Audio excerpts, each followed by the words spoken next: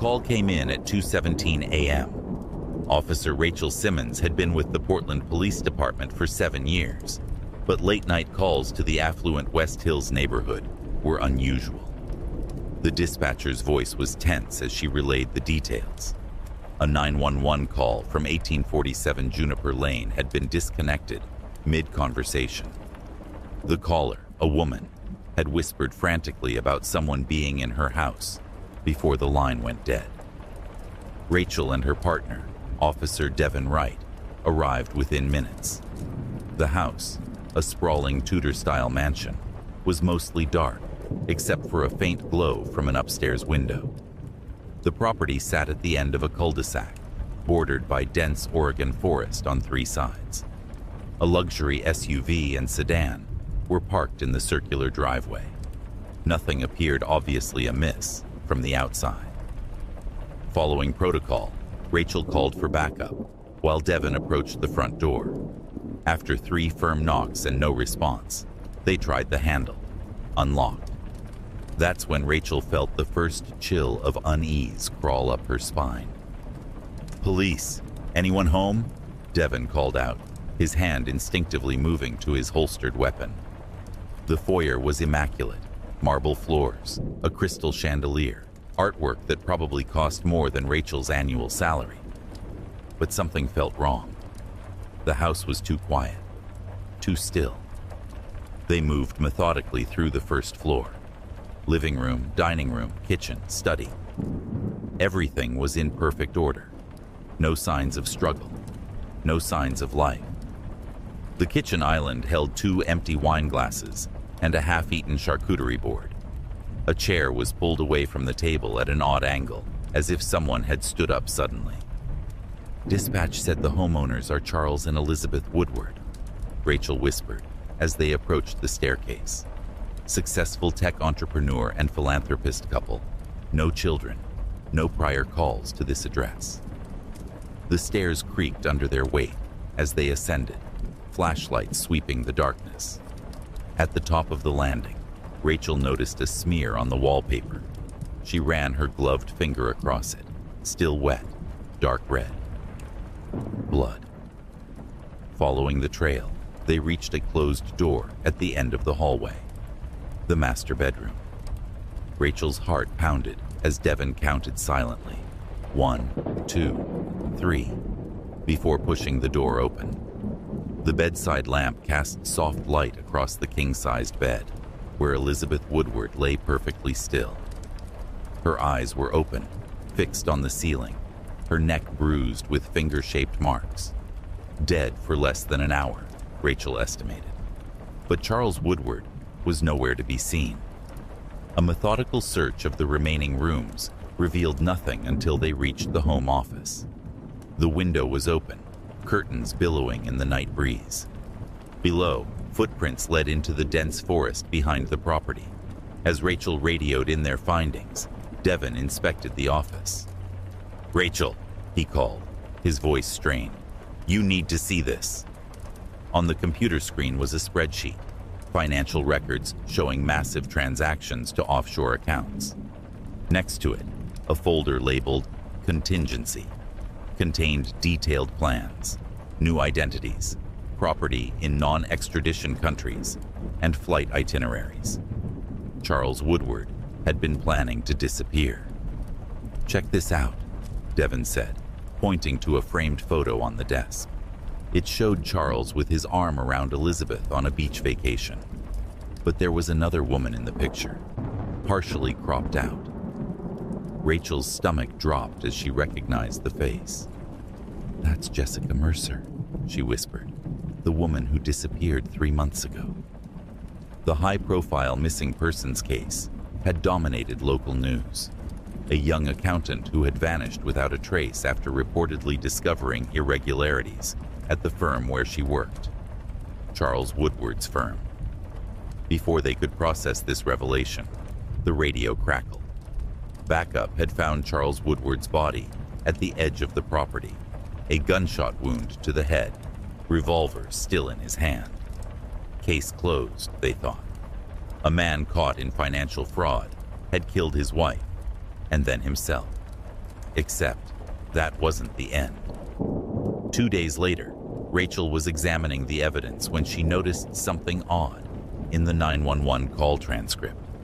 Elizabeth's exact words: "Please help. He's in my house. He knows I found out." The assumption had been that she was referring to an intruder. But what if she meant Charles? What if she had discovered his plans? Further investigation revealed security camera footage showing Charles entering the house at 1:53 a.m., 20 minutes before Elizabeth's call. But the medical examiner had confirmed Charles died at approximately 1:30 a.m. Rachel returned to the crime scene alone that evening, retracing her steps through the house. In the master bathroom, she found what they had missed: a small hidden panel behind the vanity mirror. Inside was a USB drive containing emails between Charles and someone using an encrypted account. The exchanges detailed the plan: fake Charles's death, kill Elizabeth, disappear with millions. As Rachel pocketed the evidence, she heard a floorboard creak behind her. In the mirror's reflection, she saw a man standing in the doorway, similar build to Charles Woodward, but definitely not him. Before she could reach for her weapon, he spoke. "Detective Simmons, right? You should have left this alone." Rachel spun around, but the bathroom was empty. Heart racing, she drew her gun and methodically cleared each room of the house. Nothing. Outside, wind whistled through the trees as darkness fell. Her radio crackled with static when she tried to call for backup. Back at her car, Rachel found a note tucked under the windshield wiper. "Some secrets are worth killing for." The Woodwards learned that. So did Jessica. The investigation that followed uncovered a massive financial conspiracy involving shell companies, identity theft, and at least 3 other missing persons. But despite international bulletins and exhaustive forensic work, they never identified Charles Woodward's accomplice.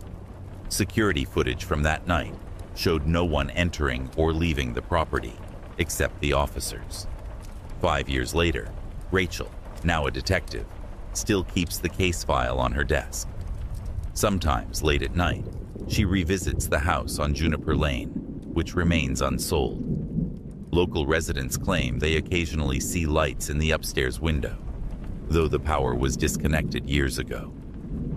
Others report hearing a woman's voice, desperately trying to tell someone what she found out. As for Rachel, she knows the truth is still out there, just like the accomplice. And sometimes, when she receives an anonymous text or catches a glimpse of someone watching her from across the street, she wonders if he's still watching, waiting, protecting the secret that died with Charles and Elizabeth Woodward in the house on Juniper Lane. Rachel returned to the crime scene alone that evening, retracing her steps through the house. In the master bathroom, she found what they had missed: a small hidden panel behind the vanity mirror. Inside was a USB drive containing emails between Charles and someone using an encrypted account. The exchanges detailed the plan: fake Charles's death, kill Elizabeth, disappear with millions. As Rachel pocketed the evidence, she heard a floorboard creak behind her. In the mirror's reflection, she saw a man standing in the doorway, similar build to Charles Woodward, but definitely not him. Before she could reach for her weapon, he spoke. "Detective Simmons, right? You should have left this alone." Rachel spun around, but the bathroom was empty. Heart racing, she drew her gun and methodically cleared each room of the house. Nothing. Outside, wind whistled through the trees as darkness fell. Her radio crackled with static when she tried to call for backup. Back at her car, Rachel found a note tucked under the windshield wiper. "Some secrets are worth killing for." The Woodwards learned that. So did Jessica. The investigation that followed uncovered a massive financial conspiracy involving shell companies, identity theft, and at least 3 other missing persons. But despite international bulletins and exhaustive forensic work, They never identified Charles Woodward's accomplice. Security footage from that night showed no one entering or leaving the property except the officers. 5 years later, Rachel, now a detective, still keeps the case file on her desk. Sometimes, late at night, she revisits the house on Juniper Lane, which remains unsold. Local residents claim they occasionally see lights in the upstairs window, though the power was disconnected years ago. Others report hearing a woman's voice, desperately trying to tell someone what she found out. As for Rachel, she knows the truth is still out there, just like the accomplice. And sometimes, when she receives an anonymous text or catches a glimpse of someone watching her from across the street, she wonders if he's still watching, waiting, protecting the secret that died with Charles and Elizabeth Woodward in the house on Juniper Lane.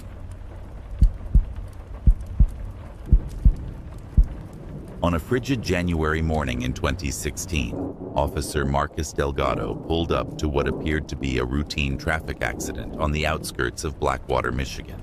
A silver sedan had veered off County Road 27 and crashed into a drainage ditch. Steam rose from the crumpled hood as Marcus approached, notebook in hand, expecting to find an injured driver or evidence of a hit and run. What he found instead would haunt the small police department for years to come.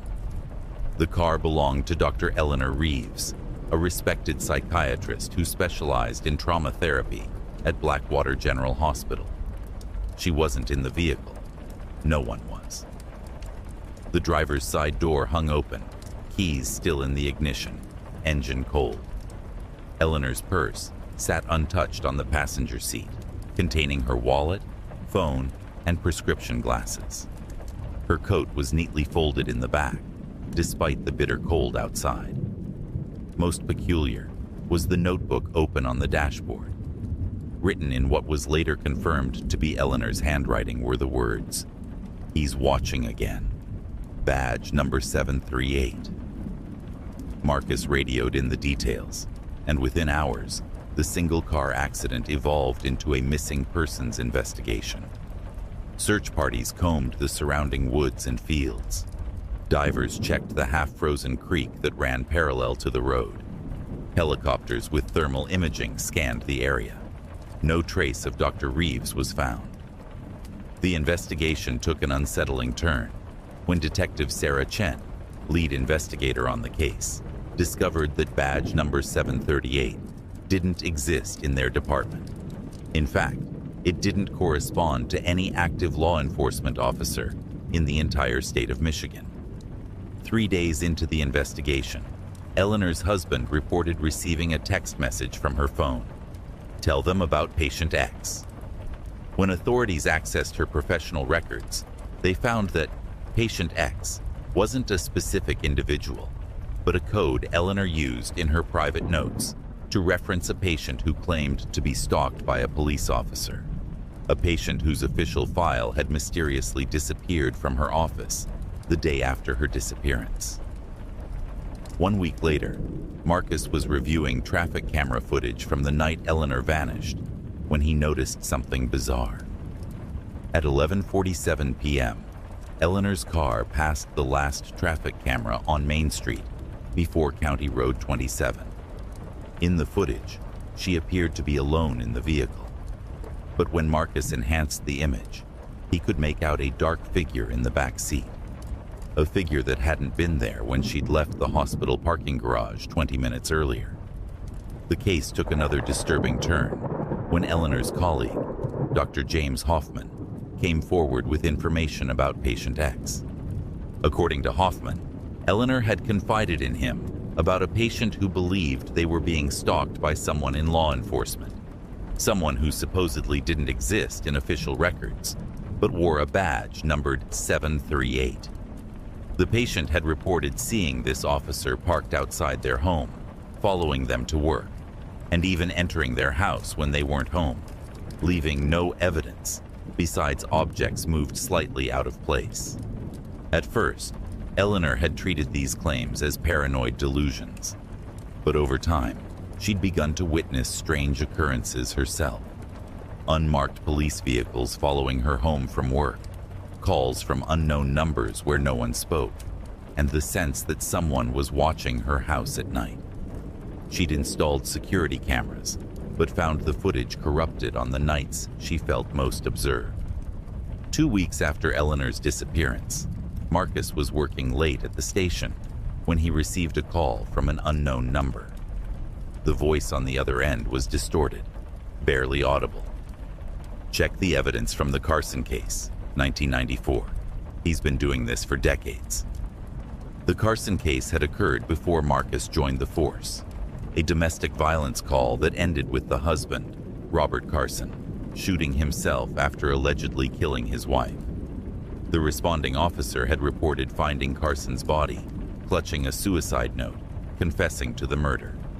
The case was considered closed, the evidence stored in the department's basement archives. When Marcus pulled the box, what he found sent a chill through him. The original officer's report listed only one responder, Officer Thomas Walters. But the dispatch log showed 2 officers had been sent to the scene. The second officer's badge number was listed as number 738, but no name was recorded. When Marcus checked the digital personnel archives, all records of a second officer had been erased, if they had ever existed at all. More disturbing was the transcript of Lisa Carson's original 911 call. Before her death, she had whispered, "Please help me. There's an officer here. But something's wrong. He won't show me his badge. My husband isn't..." The call had cut off abruptly. Marcus brought his findings to Detective Chen, who expanded the search to other suspicious deaths in Blackwater over the past 3 decades. A pattern emerged. Domestic disturbances, suicides, and accidents where small inconsistencies appeared in the reports. In many cases, witnesses mentioned seeing an officer they couldn't later identify, or victims had expressed fear of law enforcement shortly before their deaths. As they dug deeper, officers within the department became uneasy. Anonymous threats were left on both Marcus's and Sarah's desks. The chief ordered them to drop the investigation, citing lack of concrete evidence. Internal Affairs began scrutinizing their work on unrelated cases. 3 months after Eleanor's disappearance, her body was found in an abandoned hunting cabin 30 miles from where her car had crashed. The official cause of death was exposure, though the autopsy noted unusual bruising on her wrists and ankles. Beside her body was a handwritten journal documenting her investigation into patient X's claims and her growing conviction that someone within law enforcement was systematically targeting vulnerable individuals across decades. The final entry, dated the night of her disappearance, read, "I know who he is now. The badge isn't real. It's how he identifies himself to the others. There are more of them than I thought. They've been doing this for generations. If anything happens to me, look for the pattern. Victims who sought help, witnesses who saw someone who wasn't there, and always, always, gaps in the official record. They're hiding in plain sight, behind badges that don't exist." The case was officially closed as an accidental death resulting from disorientation and hypothermia after the crash. Eleanor's journal was logged into evidence, but mysteriously disappeared before it could be thoroughly examined. Marcus was reassigned to traffic duty after questioning the conclusion, and Sarah Chen transferred to another department 2 states away. 6 months later, Marcus received a package at his home address, which he had never shared with colleagues. Inside was a USB drive containing hundreds of police reports from departments across the country, spanning 5 decades. Each report contained similar anomalies: unidentified officers, witnesses who later recanted their statements, evidence that vanished, and victims who had expressed fear before their deaths. Attached was a note in what experts later confirmed was Eleanor's handwriting.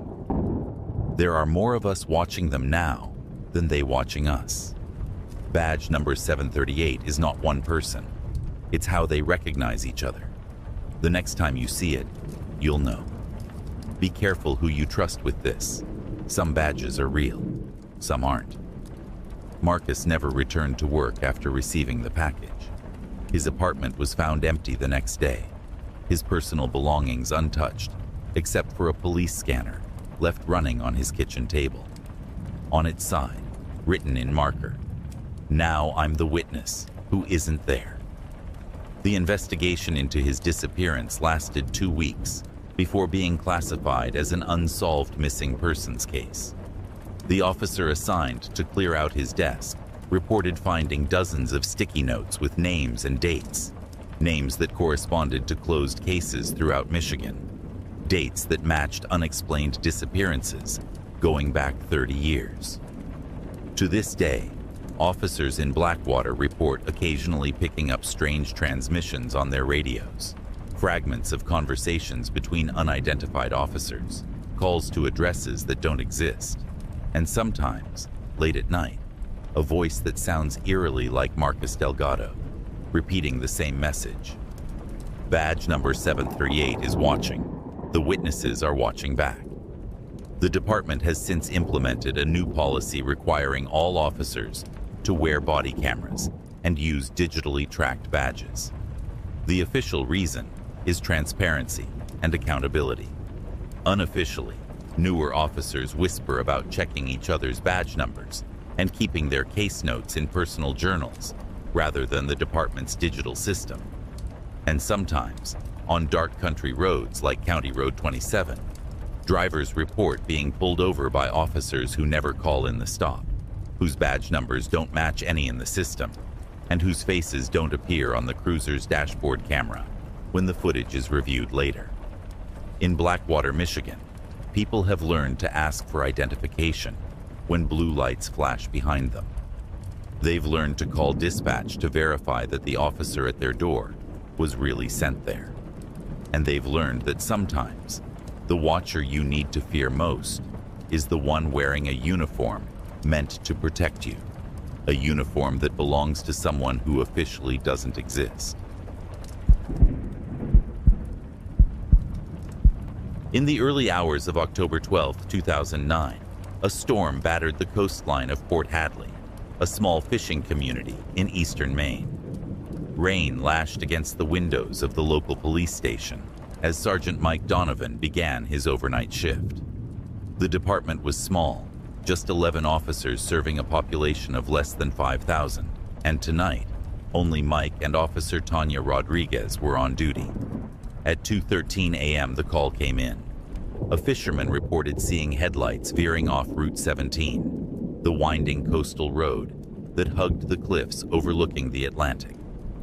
The car had failed to navigate a sharp turn and disappeared over the edge.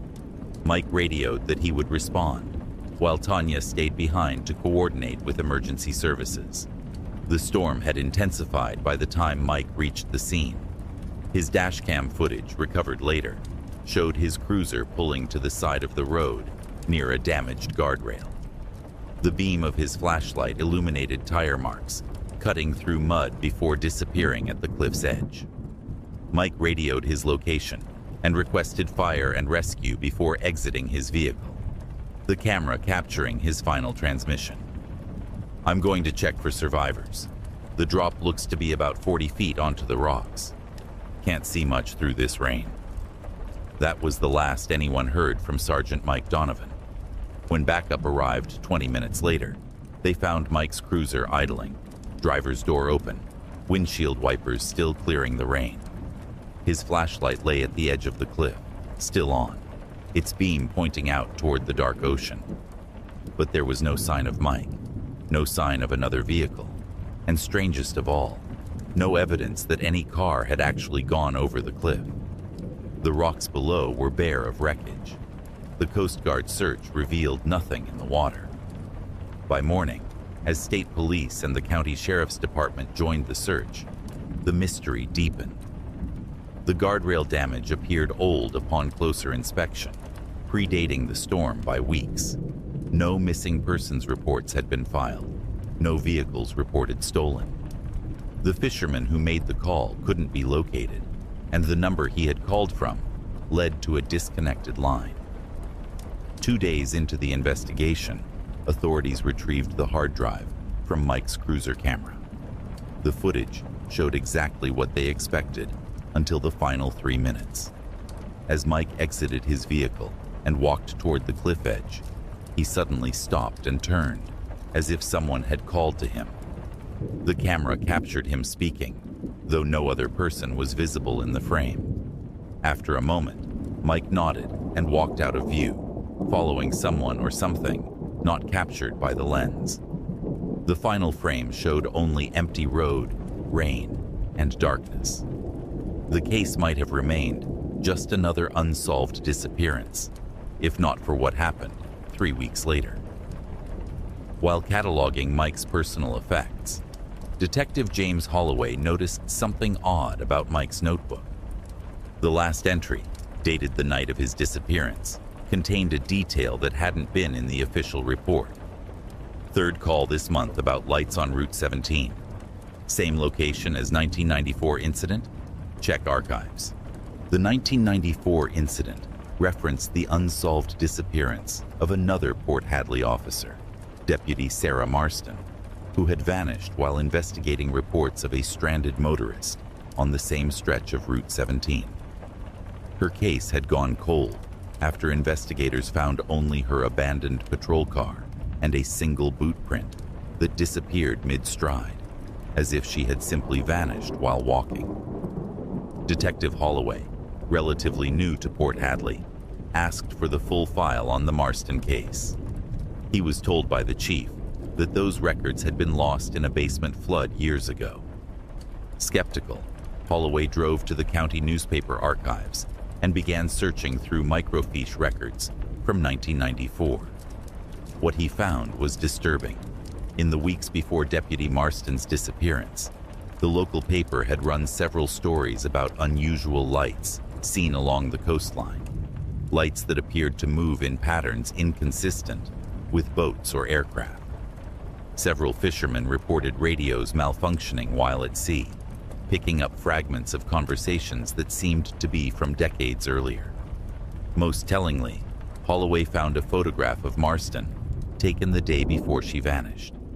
In the background, barely noticeable, was a figure watching her from across the street, a figure whose face was obscured by what looked like static interference on the film. Holloway's investigation led him to retired Chief Malcolm Pierce, who had overseen both the Marston case and, years earlier, yet another disappearance in 1971, Officer Thomas Reed, who had also vanished while responding to a call on Route 17. Pierce, now in his 80s and living in a nursing home, became agitated when Holloway mentioned the missing officers. "They come in cycles," the old man whispered, his gnarled hands clutching Holloway's sleeve. "Every 13 or 14 years, always the same stretch of road, always an officer responding alone." When pressed for details, Pierce would only say that he had sealed the original reports himself. "Some things are better left buried," he insisted. "They're still out there, all of them, still patrolling." That night, Holloway broke protocol and searched the station's sealed records room. In a locked cabinet, behind stacks of mundane paperwork, he found a dust-covered box labeled simply Route 17. Inside were the original case files, not just for Marston and Reed, but for 3 other officers who had vanished under similar circumstances, dating back to 1945.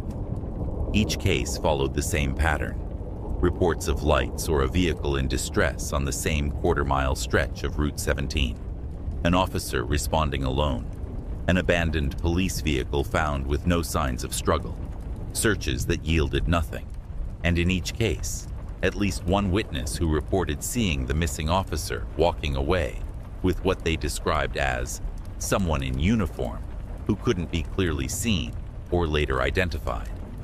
Most disturbing were the photographs. Each file contained pictures of the scene, and in each one, when Holloway looked closely, he could make out anomalies, patches of visual distortion that seemed to form humanoid shapes, just at the edge of the frame. In the background of a photo from the 1971 case, Holloway could make out what appeared to be a police cruiser parked in the trees, but the model was from the 1940s, obsolete for decades at the time of the photo. The final item in the box was a sealed envelope containing an audio cassette. On it was recorded the last radio transmission from Officer Thomas Reed in 1971, which had been deliberately omitted from the official report. Holloway played it in his car, the static-filled recording sending chills through him as Reed's voice came through. "Dispatch, I've made contact with the officers on scene. Wait, that's strange. These guys are wearing old uniforms. Hey, identify yourselves. What department are..." The transmission dissolved into static before Reed's voice returned, now eerily calm. "Dispatch, disregard. Everything is fine. I'm going to assist these officers with their patrol. They've been out here a long time. They need my help." In the background, just before the recording ended, other voices could be heard, distorted, speaking in what sounded like overlapping radio protocols from different eras. Holloway took his findings to the current chief, who ordered him to drop the investigation and return the files. Instead, Holloway made copies and reached out to a contact at the FBI. The federal agent he spoke with was skeptical, but agreed to review the material. They arranged to meet the following night on neutral ground, a diner just outside Port Hadley. Holloway never made it to that meeting. At 2:13 a.m., exactly the same time Mike Donovan had received his call 4 weeks earlier, Holloway's cruiser was found abandoned on Route 17, at the exact same spot. The dashcam showed Holloway stopping to examine something on the road, then looking up suddenly as his face registered shock, then recognition. He mouthed words that lip readers later identified as, "Mike, is that you?" before walking out of the camera's view. The FBI investigation that followed was short-lived and inconclusive. Without Holloway or his copies of the evidence, there was little to go on. The box Holloway had found was no longer in the records room when federal agents searched the station. The chief insisted it had never existed. A year later, a highway patrol officer reported a strange encounter while driving through Port Hadley after midnight. He described passing a line of police cruisers parked along Route 17. Cruisers spanning different eras from the 1940s through to modern vehicles. Each car contained what appeared to be an officer, sitting motionless behind the wheel, staring straight ahead. When the highway patrolman slowed down to investigate, all the vehicles vanished. His dashboard camera showed only empty road. To this day, local residents avoid driving Route 17 at night, particularly during storms. Occasionally, motorists report being pulled over by police officers who approach their vehicle, but are never clearly visible in the headlights or mirrors. Those who wind down their windows report hearing the same questions, asked in an oddly formal manner. Are you lost? Do you need assistance joining the patrol? Those who answer no are left with a warning. Move along then. We'll be watching this road forever. The Port Hadley Police Department has since instituted a strict policy that no officer responds to calls on Route 17 alone, and that stretch of road has been equipped with permanent cameras that, mysteriously, malfunction every 13 years, exactly on the anniversary of the first recorded disappearance. Perhaps most unsettling is the logbook in the Port Hadley station, where officers sign in and out for their shifts. According to the night dispatcher, sometimes during the graveyard shift, when the station is empty, the logbook flips open on its own. On those nights, in handwriting identical to those of the missing officers, new entries appear. Mike Donovan, James Holloway, Sarah Marston, Thomas Reed, and others, all signing in for the eternal night shift along Route 17. Chief Deputy Warren Mills, had been with the Blackridge County Sheriff's Department for 22 years when the first body washed up on the banks of Stillwater Creek in March 2012. The victim, a 34-year-old local mechanic named Darren Reese, had been reported missing 3 days earlier after failing to show up for work. The autopsy revealed that Reese had been dead approximately 48 hours, with water in his lungs suggesting drowning as the cause of death. What troubled the medical examiner, however, were the ligature marks on his wrists and ankles, evidence he had been restrained before entering the water.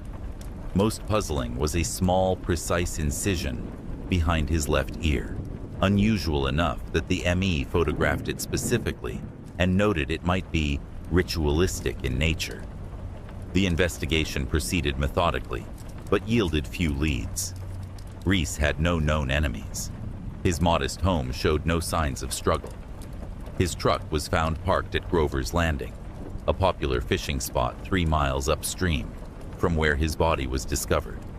The working theory was that someone had abducted him from the landing, held him somewhere, then returned him to the creek, dead or dying. 2 months later, as the case was growing cold, a second body appeared. Sandra Wilkins, a 41-year-old nurse who had vanished while jogging near the same creek. The pattern repeated: restraint marks, drowning, and the same strange cut behind the left ear. Now the department had a potential serial killer on their hands. When Deputy Mills examined Sandra's personal effects, he found her fitness tracking watch still functioning. The data showed her heart rate had spiked dramatically during her run, remained elevated for approximately 17 minutes, then suddenly flatlined, potentially marking the moment of abduction and eventual death. The GPS data, however, made no sense. According to the watch, Sandra had taken a sharp turn off the jogging path and traveled directly through dense forest before her signal disappeared altogether near an area locals called Blackridge Creek, a narrow, fast-moving tributary that fed into Stillwater Creek. The problem was, no path existed where the GPS showed Sandra had traveled. Mills and his team spent days searching the area, finding nothing but impenetrable thickets and steep ravines that would be nearly impossible to navigate. Then came the breakthrough they weren't prepared for. While reviewing old county survey maps, Mills discovered something odd. Blackridge Creek had been redirected in 1976 as part of a flood control project. The original creek bed, now dry, followed exactly the path Sandra's GPS had tracked. The creek's original route had been largely forgotten, visible only on maps predating the redirection project. Mills assembled a search team to investigate the old creek bed. After hiking nearly 2 miles through dense underbrush, they discovered what appeared to be a concrete culvert, partially collapsed and hidden by vegetation. The entrance was narrow, but passable. Mills radioed their position and, against protocol, but driven by instinct, decided to investigate rather than wait for backup. The culvert opened into a maintenance tunnel that had been part of the water redirection project. Decades of disuse had left it dangerously deteriorated, with roots breaking through the concrete and standing water in places. Mills and Deputy Jessica Chen followed the tunnel for approximately 200 yards before it widened into what had once been a maintenance room. Their flashlights revealed rusted equipment, moldering furniture, and walls covered with photographs. Each photo showed a person standing near water, fishing, jogging, picnicking. Several images were circled in red, including pictures of both victims. More disturbing were the older, yellowing photographs, dating back decades, similarly marked. Mills recognized some faces. Missing persons cases never solved, bodies never found. In the center of the room stood a table with precision tools, laid out neatly beside small glass containers, filled with what appeared to be tissue samples. A notebook contained meticulous records dating back to 1978. Names, dates, and bizarre notations about suitable subjects and negative results. Before they could process the scene, Mills and Chen heard something moving in the tunnel behind them, a rhythmic sloshing through the standing water. Mills drew his weapon and ordered Chen to call for immediate backup. The radio returned only static. "We need to leave. Now," Mills whispered, gesturing toward another tunnel leading away from the room. They hurried through the darkness, the sound of pursuit growing closer. The tunnel began to slope upward, finally terminating in another culvert, opening into dense woods. As they emerged into daylight, Mills caught a glimpse of their pursuer, a figure dressed in what appeared to be an old-style police uniform, face obscured by shadow, moving with unnatural speed through the tunnel. By the time backup arrived, the maintenance room had been cleared out. No photos, no tools, no evidence. The department organized an extensive search of the surrounding area, but found nothing. The case file grew with forensic reports, witness statements, and theories, but no solid leads. 3 weeks later, Mills was working late, reviewing the case for the 100th time, when he received a call from Chen. "Chief Deputy, I found something in the county archives that you need to see." The document Chen had discovered was a personnel file from 1976, restricted under unusual security protocols. It detailed the service record of Sheriff Jackson Wade, who had overseen the creek redirection project before disappearing under mysterious circumstances in 1978, the same year the notebook entries had begun. According to sealed internal affairs reports, Wade had been quietly investigated for his unusual interest in drowning victims. Several deputies had reported concerning behavior, including Wade's insistence on personally handling all water-related deaths and his peculiar habit of making small incisions on bodies before the medical examiner could arrive. The investigation was dropped when Wade vanished, presumed drowned, after his boat was found capsized on Stillwater Lake. His body was never recovered. Most disturbing was Wade's final project proposal, buried in the county's public works archives, a confidential initiative to study revitalization properties in submerged subjects that had been denied funding just weeks before his disappearance. The proposal contained crude diagrams of the human brain and references to accessing dormant tissue through precise stimulation behind the auricular nerve. That night, Mills couldn't sleep. The pieces weren't fitting together in any rational way. How could a sheriff who disappeared in 1978 be connected to murders happening now? And what had they seen in that tunnel? At 3:17 a.m., Mills' home phone rang.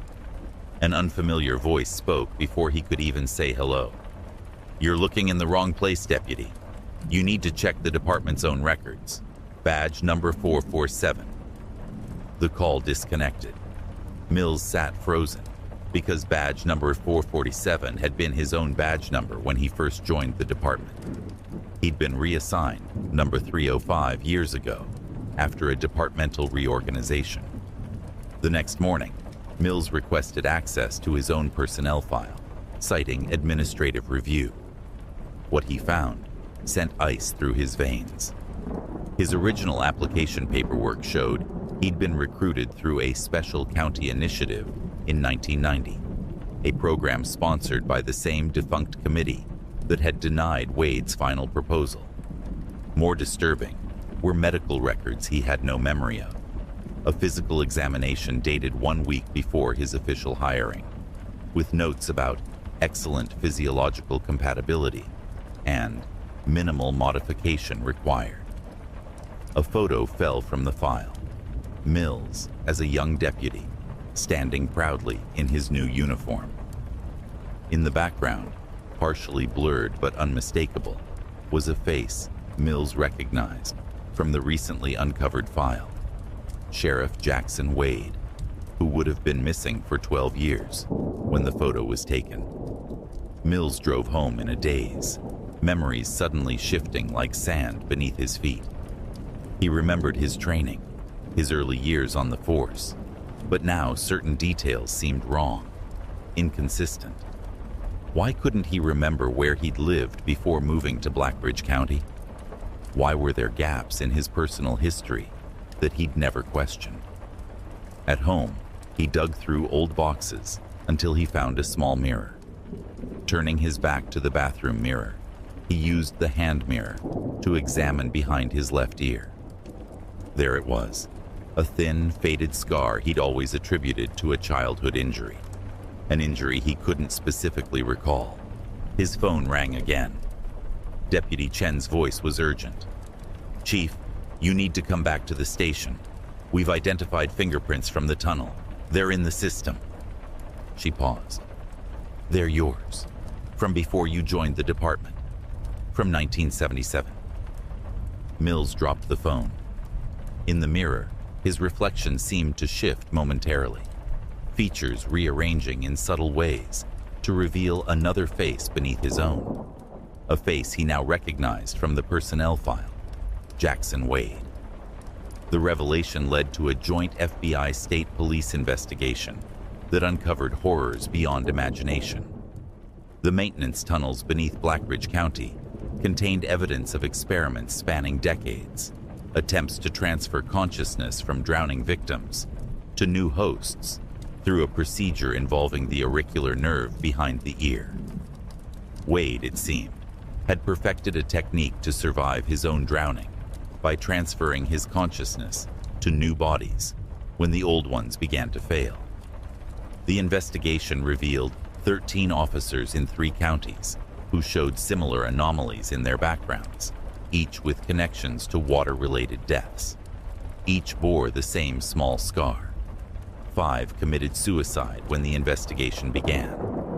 4 disappeared. 3, including a man believed to be Wade's original consciousness, were apprehended. Mills himself disappeared the night after his discovery, his car found abandoned near Stillwater Creek. Despite exhaustive searches, his body was never recovered. The case was classified under the highest security protocols. The tunnels were sealed with concrete. The creek was redirected again. Most records were redacted or destroyed, but occasionally, fishermen on Stillwater Creek report being approached by a man in an outdated police uniform who warns them away from certain areas, his face somehow difficult to focus on, his badge catching the light. 447. And every few years, a body washes up with ligature marks, water in the lungs, and a small, precise cut behind the left ear, now understood by the few officers who know the truth to be not the killer's signature, but the failed attempt of another host to receive what lurks in the waters of Blackbridge Creek. On September 18, 2013, rookie officer Daniel Keating sat alone in the small records room of the Millhaven Police Department, digitizing old case files as part of the department's modernization initiative. The work was tedious, scanning decades of paperwork, evidence logs, and interview transcripts into the new digital system. But it kept him occupied during the graveyard shift in this sleepy Michigan town.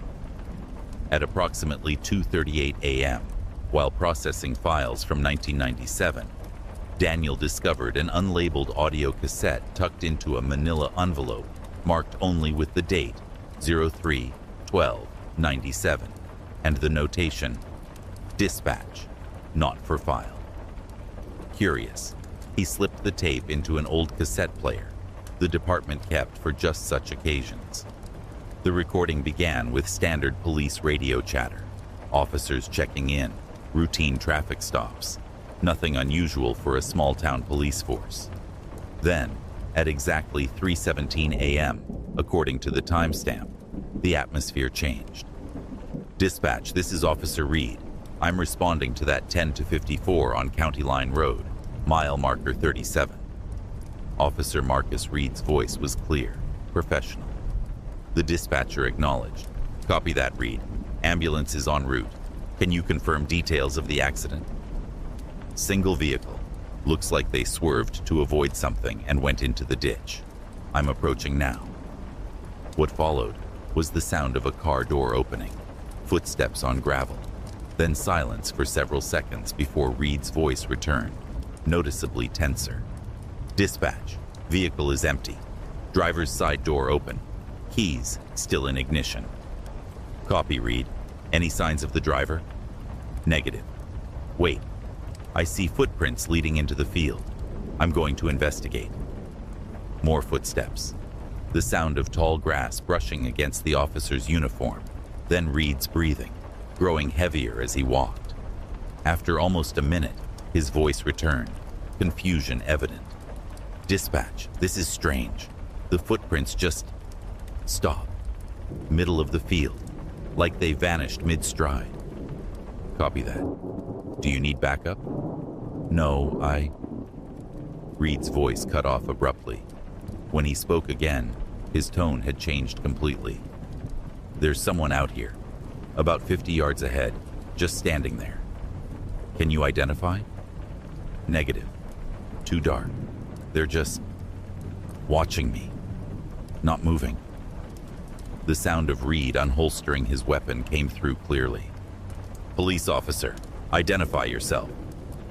The recording captured only Reed's labored breathing for several seconds. Then, they're coming toward me now. Fast. Too fast. The sound of Reed backing up, his boots crushing the grass. Stop. Police. I said stop. What happened next made Daniel's blood run cold. The unmistakable sound of 3 gunshots echoed through the recording, followed by a strange, high-pitched tone that made the cassette player's speakers crackle with distortion. When Reed's voice returned, it was eerily calm. Dispatch, disregard. False alarm. Vehicle is abandoned. No signs of accident or injury. I'm returning to patrol. The dispatcher sounded confused. Reed, did you just discharge your weapon? We need to... Negative, dispatch. No discharge. All clear at County Line Road. Read out. The recording ended there. Daniel sat frozen, trying to process what he'd heard. Officer Marcus Reed was a name he recognized. A 25-year veteran still serving with the department, respected and well-liked. Daniel had trained with him just months earlier. Curious and increasingly unsettled, Daniel pulled Reed's personnel file from 1997. The record showed no incident report for March 12th, no discharge of weapon, nothing unusual. He then checked the dispatch logs for that date, finding a record of Reed responding to an abandoned vehicle on County Line Road, but nothing about gunshots or a pursuit. Most disturbing was the ballistics log. Department policy required documentation of every bullet issued to officers. According to the log, on March 13th, the day after the recording, Reed had requested 3 replacement rounds, citing damaged casings as the reason. Daniel copied the audio file to a secure drive and, against his better judgment, decided to ask Reed directly about the incident when their shifts overlapped the following evening. Reed was checking equipment in the locker room when Daniel approached him. Hey Reed, weird question. Do you remember responding to an abandoned vehicle on County Line Road back in '97, March 12th? Reed froze, his back to Daniel. When he turned, his expression was carefully neutral. Lot of abandoned vehicles over the years, rookie. Can't say I remember one specific case from that long ago. This one had footprints leading to nowhere. Middle of a field? Something flashed behind Reed's eyes. Recognition, quickly replaced by what Daniel could only describe as fear. Where did you hear about that? Reed asked, his voice unnaturally level. Found a recording while digitizing files. Sounded pretty weird. Reed stepped closer, lowering his voice. Listen to me carefully, Keating. Forget about that recording. It's nothing but trouble. He glanced around to ensure they were alone. Some things that happen out there on night shift. They don't belong in reports. They don't belong anywhere except forgotten.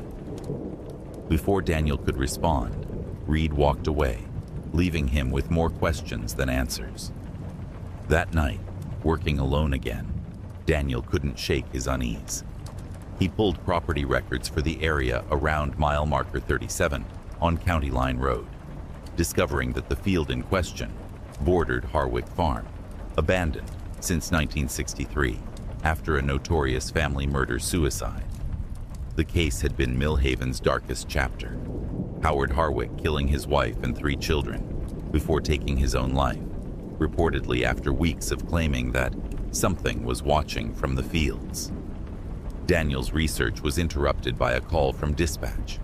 Unit 14, we have reports of an abandoned vehicle on County Line Road, mile marker 37. Can you respond?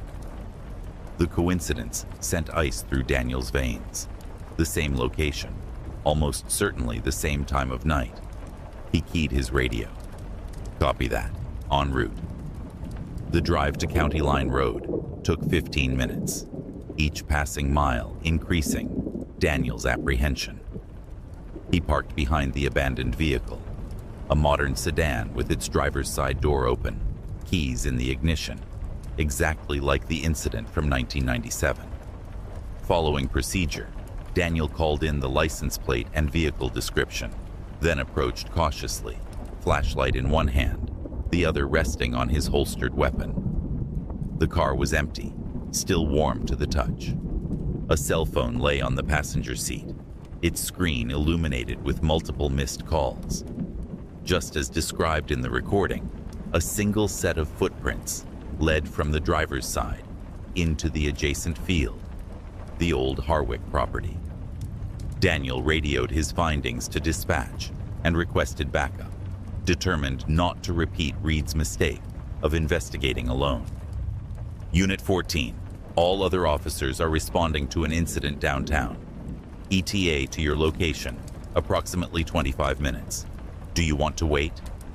Daniel hesitated, then made what would later prove to be a critical decision. Negative. Dispatch. I'll secure the scene and conduct a preliminary search. Have backup proceed when available. He followed the footprints into the field, sweeping his flashlight across the tall grass. The night was unnaturally quiet. No insects, no distant traffic, only the sound of his own breathing and footsteps. Approximately 50 yards in, exactly as in Reed's description, the footprints simply stopped. One moment there was a clear impression in the soft earth. The next, nothing, as if the person had vanished mid-stride or been lifted straight up. Daniel's radio crackled. Unit 14, status update.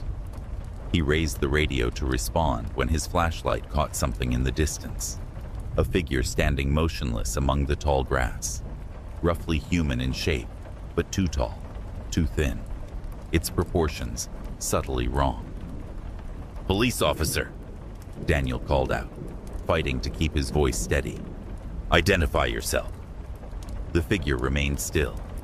Daniel's flashlight beam seemed to dim as he directed it toward the shape, the light somehow unable to properly illuminate it. This is your final warning. Identify yourself now.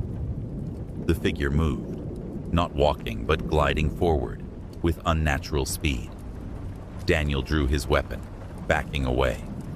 Stop, police. His radio erupted with static so loud it made him flinch. Through the noise, he could barely make out dispatch asking something about his status. The figure kept advancing, now close enough that Daniel could see it had no discernible face, just smooth, reflective darkness where features should be. Daniel fired 3 warning shots into the air. The sound echoed across the empty field, and for a moment, the figure stopped. Then, impossibly, it split into multiple identical shapes, each moving in different directions, surrounding him. His radio crackled again, but this time, instead of dispatch, he heard a familiar voice. Officer Reed. Keating, listen to me. Don't run. Don't shoot again. Just back away slowly toward your vehicle. Don't take your eyes off them.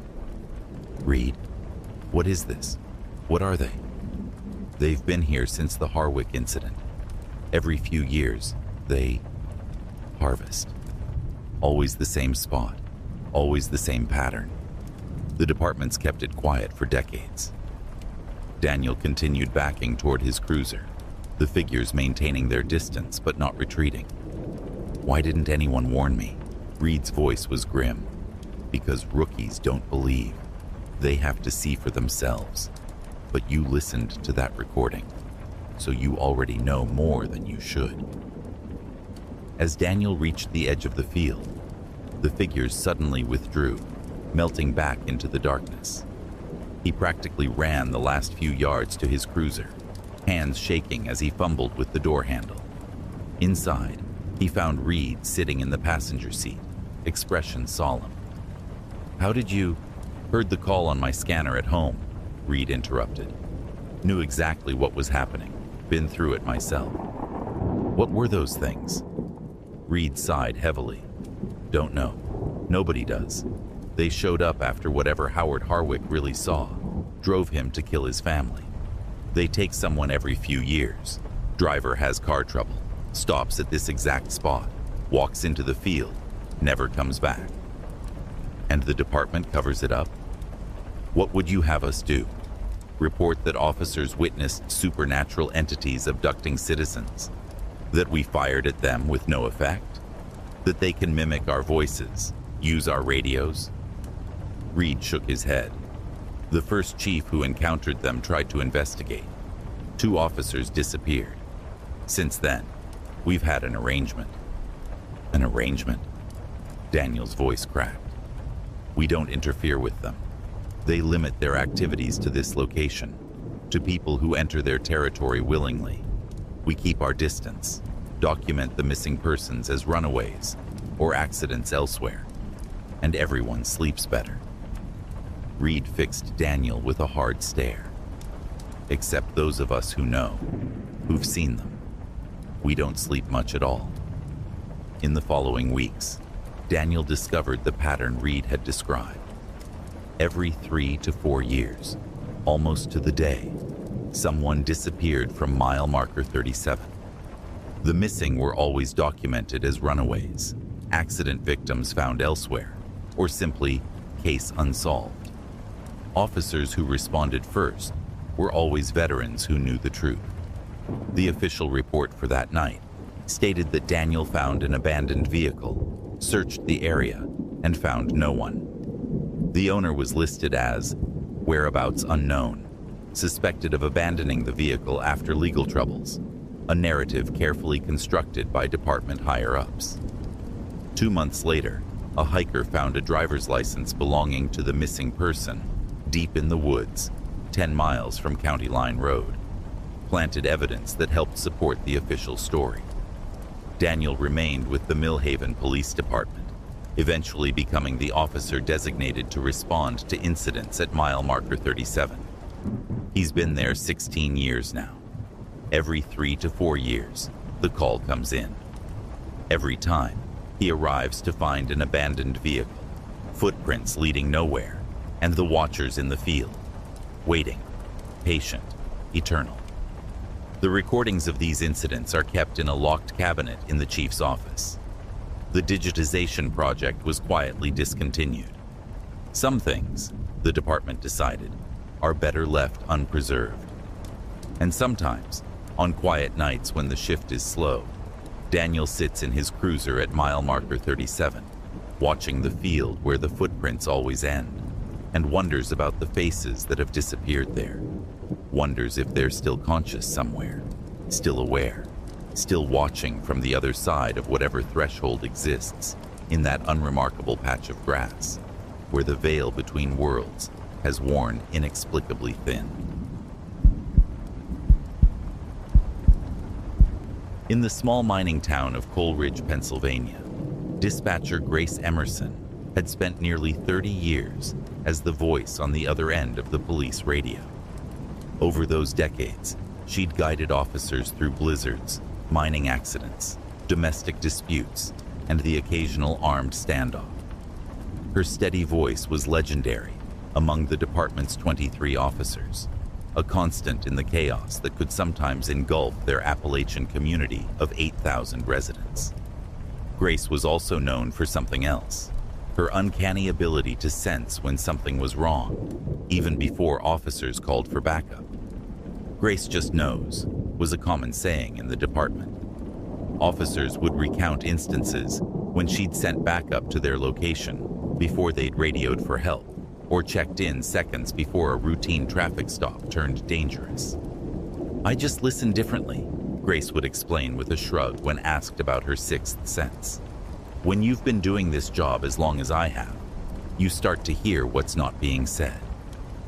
In August 2017, 3 months before her planned retirement, Grace was working the overnight shift when a call came in about suspicious activity at the old Harlan coal processing plant, abandoned since the mining company pulled out in 2003. The massive concrete structure sat on the edge of town, slowly being reclaimed by nature, its buildings covered in graffiti and inhabited by drug users and the occasional homeless person seeking shelter. Officer Darren Woodall, a 15-year veteran of the force, responded to the call. "Dispatch, I'm 10 to 23 at Harlan. No vehicles visible from the main entrance. Going to check the perimeter." Grace acknowledged his transmission, noting the time, 2:14 a.m. As Woodall's radio fell silent, she felt the first prickle of unease crawl up her spine, the familiar sensation that had saved officers' lives before. Something about Woodall's voice, perhaps, or the unusual silence in the background of his transmission. "Officer Woodall, be advised we've had reports of structural issues in the east building. Proceed with caution," she radioed, a thin excuse to check in on him. "Copy that," came the response, Woodall's voice perfectly normal. Yet Grace's unease intensified. 20 minutes passed without an update. Grace called again. "Unit 17 status check. All clear at Harlan. Just finishing my sweep of the main building. Nothing to report." Woodall's voice was professional, measured. Grace's fingers hovered over the keyboard. Everything sounded normal, but something felt wrong. Making a decision that would later be scrutinized in multiple investigations, she dispatched Officer Ramon Vasquez for backup. "Unit 22, can you provide assistance to Unit 17 at Harlan Plant? Possible 10 to 66. The code for suspicious person was unnecessary. Vasquez would understand she was concerned about Woodall himself. Vasquez arrived at Harlan 12 minutes later. "Dispatch Unit 22 on scene. No sign of Unit 17's vehicle at the main entrance." Grace's heart rate increased. "Check the north access road." He mentioned checking the perimeter. 5 minutes later, Vasquez radioed back. "Vehicle located at north access. Driver's door open, flashlight on ground. No sign of Woodall." Within 30 minutes, every available officer had converged on the Harlan plant. The search continued through the night, hampered by the vast complex of buildings, underground tunnels, and the structural damage that made parts of the facility dangerous to enter. At 5:17 a.m., as dawn broke over the mountains, Officer Vasquez made a chilling discovery. In a small security office on the 3rd floor of the main processing building, he found Woodall's radio and service weapon placed neatly on a desk. Written on the wall in black marker were the words, "Grace knows what happened in '98. The message sent shockwaves through the department. Grace, pale and shaking when shown a photograph, denied any knowledge of its meaning. "I don't know what happened in '98. Nothing significant that I can remember." But the message triggered a memory for Chief Walter Harrison, who had been a patrol officer in 1998. There was an incident at Harlan Plant when it was still operational, he recalled during an emergency briefing. A worker claimed to have witnessed something in one of the lower tunnels, some kind of attack. When officers responded, they found nothing, and the worker later recanted, said he was just exhausted and seeing things. The search for Woodall intensified, now including state police and FBI agents specializing in officer disappearances. Cadaver dogs searched the tunnels beneath the plant. Thermal imaging drones scanned the complex from above. Nothing was found. No blood, no signs of struggle, no body. Most disturbing was the analysis of radio transmissions from that night. Audio experts determined that while the voice on Woodall's radio during the second and third transmissions was indeed his, the background acoustics didn't match those of the Harlan plant. The calls had come from somewhere else, somewhere with different acoustic properties. As the investigation continued, Grace found herself increasingly isolated. Though no one openly accused her of involvement, the message on the wall had cast a shadow of suspicion. Why would Woodall, or whoever had taken him, mention Grace specifically? 2 weeks after Woodall's disappearance, Grace was working another overnight shift when she received a call from a number she didn't recognize. Normally, she would redirect such calls to the proper channels, but something compelled her to answer. Coleridge Police Department, Dispatcher Emerson speaking. Silence greeted her, then a burst of static before a voice emerged, distorted but recognizable as Officer Woodall's. Grace, remember the Harlan tunnels, 1998. The thing in the dark. You were there. You saw. The call disconnected. Grace's hands trembled as she ran a trace, which showed the call originating from somewhere within the Harlan plant complex. Impossible, given the facility had no working phone lines. She didn't report the call immediately. Instead, she pulled the archived dispatch logs from 1998, searching for any incidents at Harlan that she might have forgotten. There, in the records from March 17, 1998, she found it. A call she had taken herself. 911, what's your emergency? Something's down here in the tunnels with us. It's not human. Oh God, it took Mike. It's taking his face. The caller had identified himself as Jeffrey Collins, a maintenance worker at Harlan. Officers had responded, but found nothing except an abandoned hard hat. Collins had reappeared 3 days later, claiming exhaustion and hallucinatory episodes from working a 36-hour shift. The case was closed, classified as a false alarm. Grace had no memory of taking this call, yet there was her name on the log.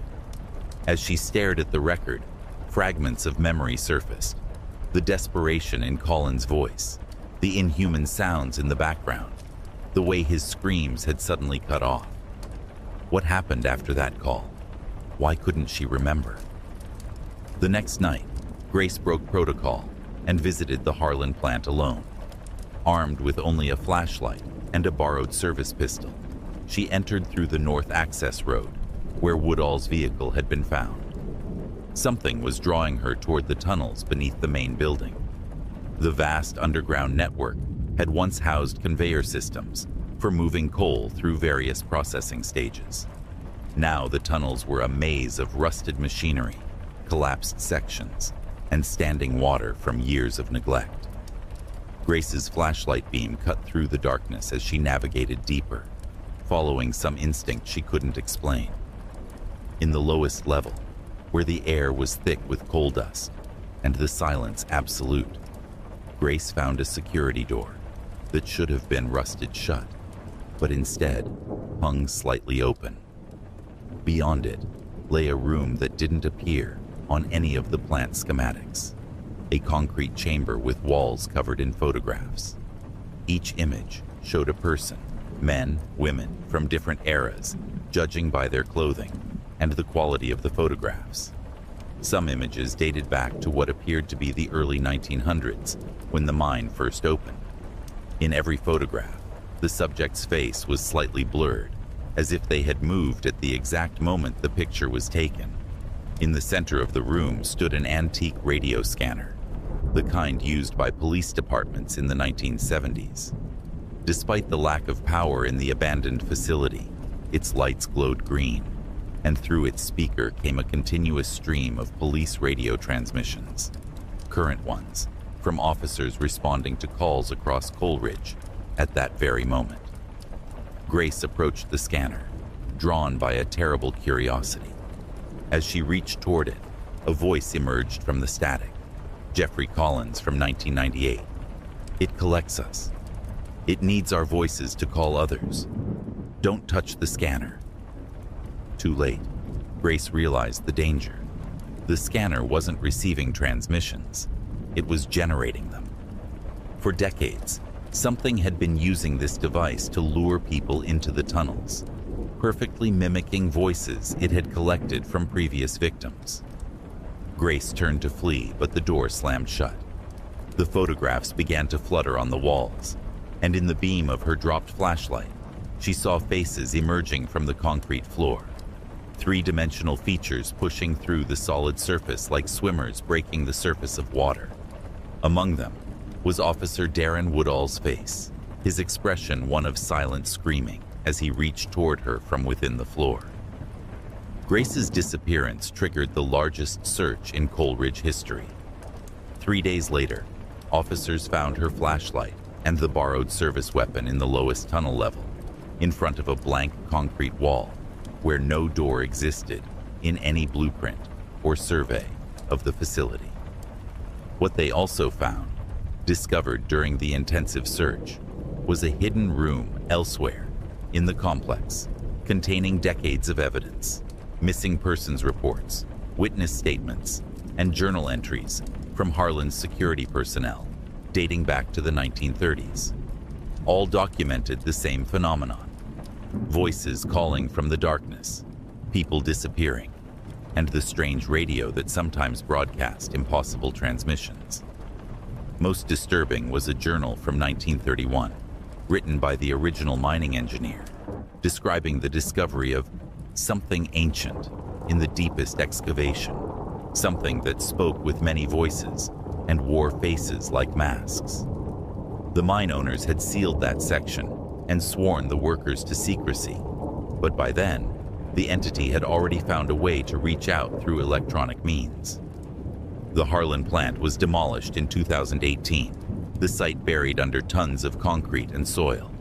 But in Coleridge, police dispatchers still report occasional interference on their radios, transmissions that shouldn't be possible, containing fragments of conversations from years or decades earlier.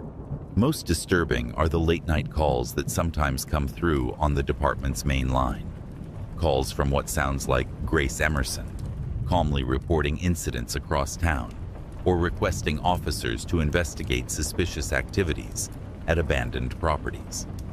The current dispatchers know to recognize her voice and never dispatch officers to these calls.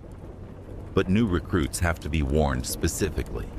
If Grace Emerson comes on the line, even though she disappeared years ago, do not acknowledge the transmission, do not engage, and most importantly, never ask what happened in the tunnels beneath Harlan plant in 1998.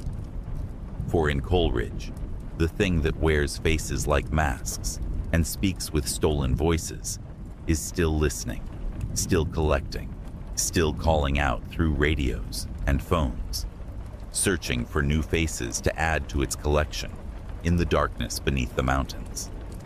The police department has since implemented a new communication system with advanced verification protocols. All dispatchers work in pairs. No officer responds alone to calls near the former Harlan site. And a framed photograph of Grace Emerson hangs in the dispatch center, a reminder of what was lost, and a warning about the voices that sometimes whisper from the other side of the radio, wearing familiar sounds like disguises to lure the unwary into the dark.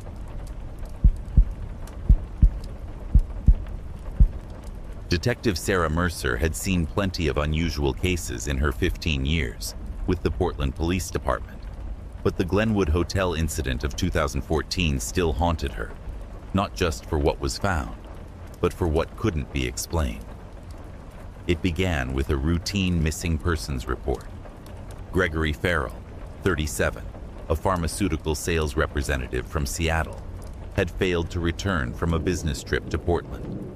His wife reported that his last communication had been a text message saying he'd checked into the Glenwood, a mid-range downtown hotel popular with business travelers. After 3 days of silence, she'd called the police. Sarah and her partner, Detective James Chen, arrived at the Glenwood on a rainy Tuesday morning. The front desk confirmed that Farrell had checked in the previous Friday, paid for 3 nights with his corporate card, but had never checked out. His rental car remained in the parking garage.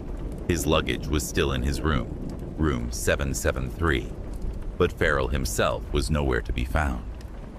The room looks strange, the hotel manager admitted as he escorted them upstairs. Housekeeping reported it yesterday, which is when we realized he hadn't checked out. Strange how? Sarah asked. The manager hesitated. It's better if you see for yourself. Room 773 was at the end of a long corridor on the 7th floor. As the manager unlocked the door, Sarah noticed something odd. The room numbers jumped from 771 to 773.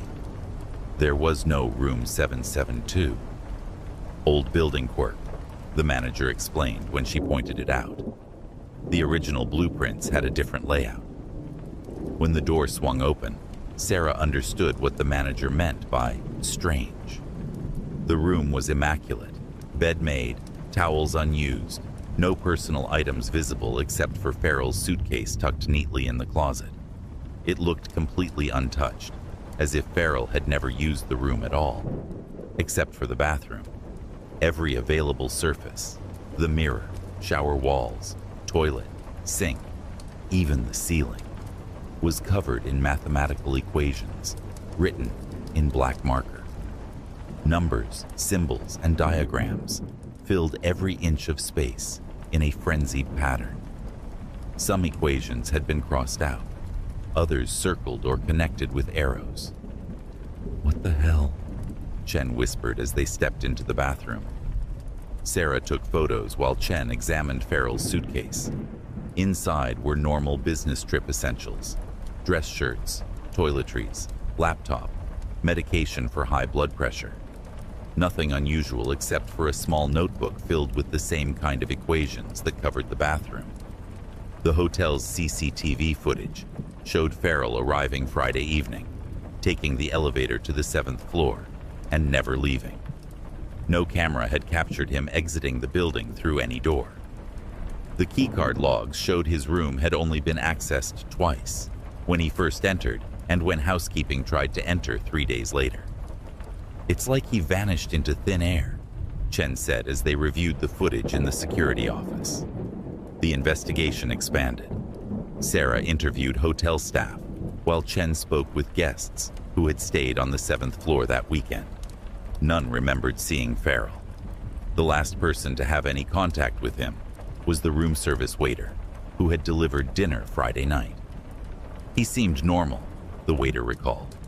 Tipped well, was working on his laptop, said something about finally understanding the pattern.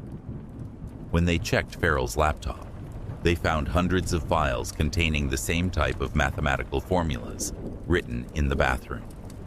According to his browsing history, he'd spent hours researching theories about dimensions, wormholes, and something called thin places, locations where the barrier between dimensions was supposedly weaker. Most disturbing was an email draft addressed to his wife that had never been sent. "I figured it out. Room 773 isn't just room 773. It's also 772 and more. The numbers lined up exactly as the theory predicted. I'm going to try tonight. If I'm right, I'll be back by morning with proof. If I'm wrong, well, I've left my notes in the bathroom. Someone will understand eventually."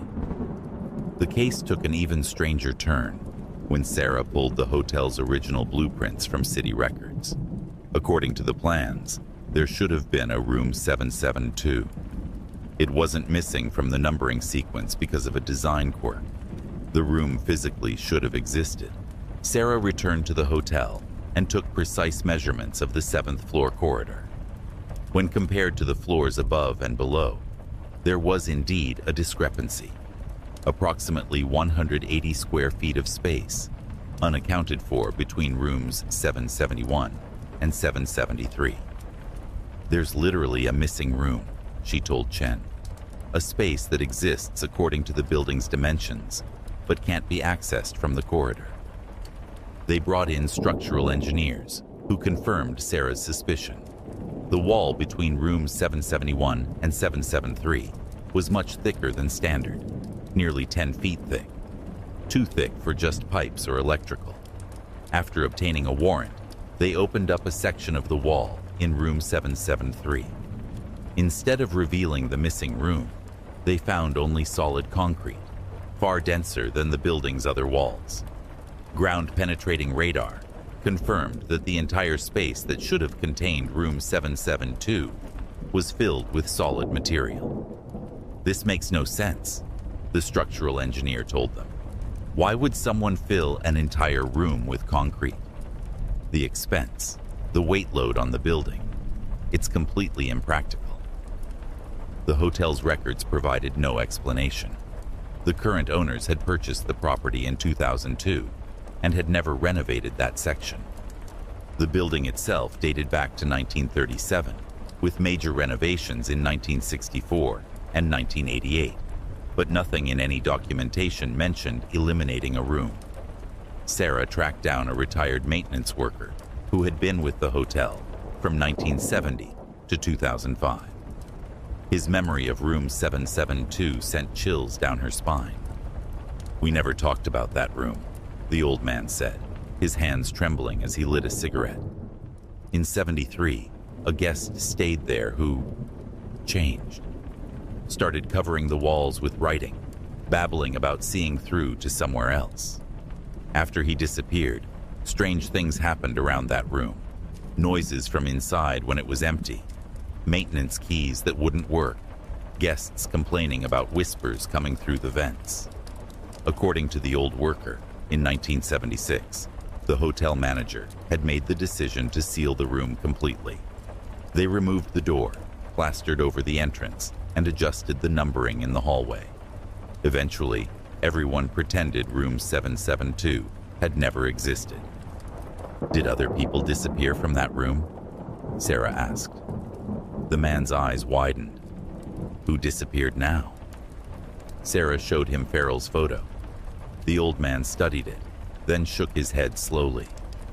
"He looks like the others. Same type. People who think too much, who see patterns others don't." "Others? How many?" "3 that I know of. 73, 88, and 97.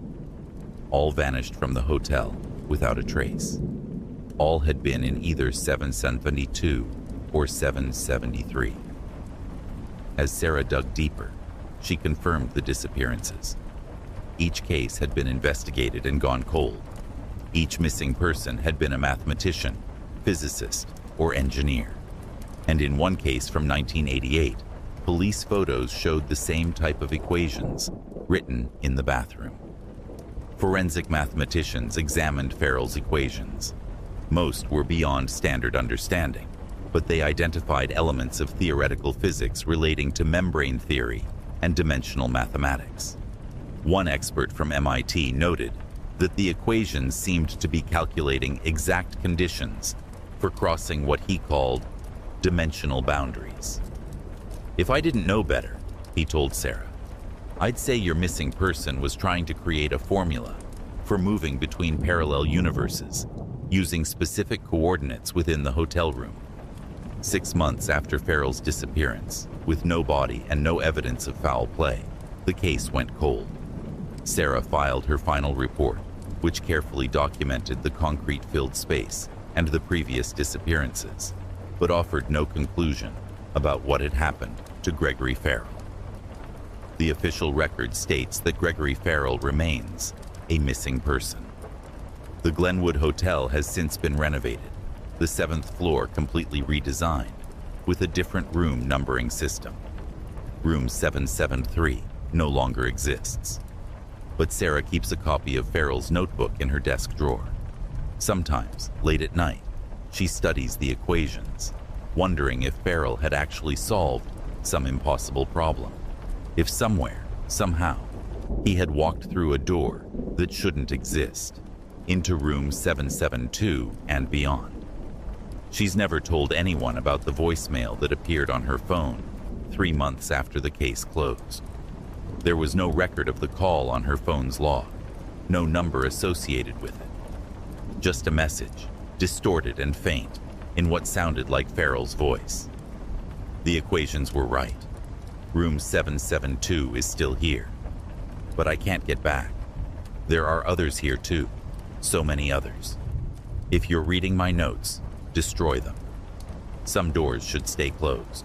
The Portland Police Department officially maintains that the Glenwood Hotel case involves nothing more than a mentally distressed man who likely left the hotel unseen and met with foul play elsewhere.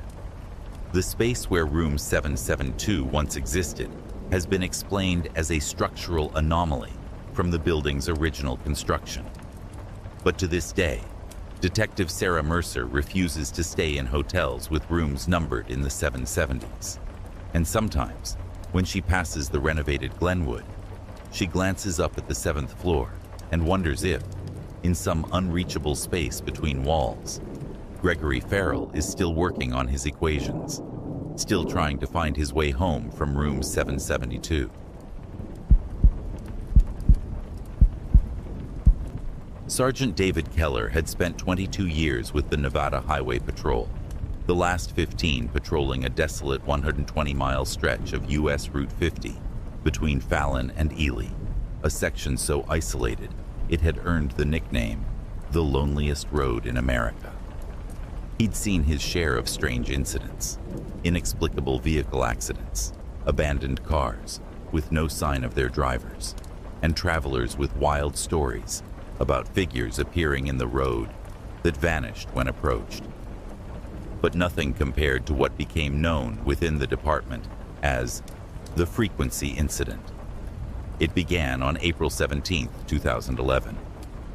Keller was midway through his overnight shift when dispatch radioed about a disabled vehicle approximately 40 miles east of Fallon. A family of 4 was stranded with a blown tire and no spare. Standard procedure for a routine assist. Keller acknowledged and headed east. About 10 minutes into the drive, his radio began to pick up interference.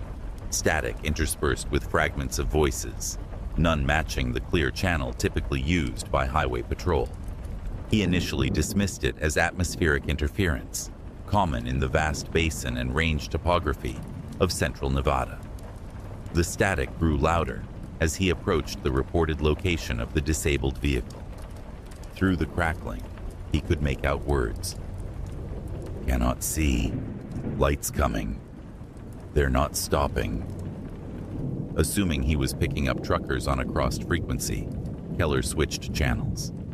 The interference followed. He tried turning the radio off entirely, but the voices continued through the speaker, an impossibility that sent the first chill of unease through him. At mile marker 327, where the stranded vehicle should have been, Keller found nothing. No car, no family, no sign that anyone had pulled over recently on the gravel shoulder. He reported this to dispatch, who confirmed the location from the original call. Possible they got assistance and continued on, Keller radioed back, though it seemed unlikely given the remoteness. "I'll continue east for 5 miles to check." As he pulled back onto the empty highway, the radio interference intensified. The voice became clearer. A woman, her words rushed and frightened. "They're still out there, watching the car. David, please hurry." Keller felt his blood go cold. The voice had said his name. "Dispatch, are you getting any other reports of disabled vehicles in my area? And is someone else trying to reach me on this channel?" "Negative, Sergeant Keller. Your channel is clear on our end. No additional reports." The next transmission came through with perfect clarity, as if someone was sitting in the passenger seat beside him. "David, they took James and the kids. I'm hiding in the brush by mile marker 342. Please hurry. They don't look right." Keller recognized the voice with horrifying certainty.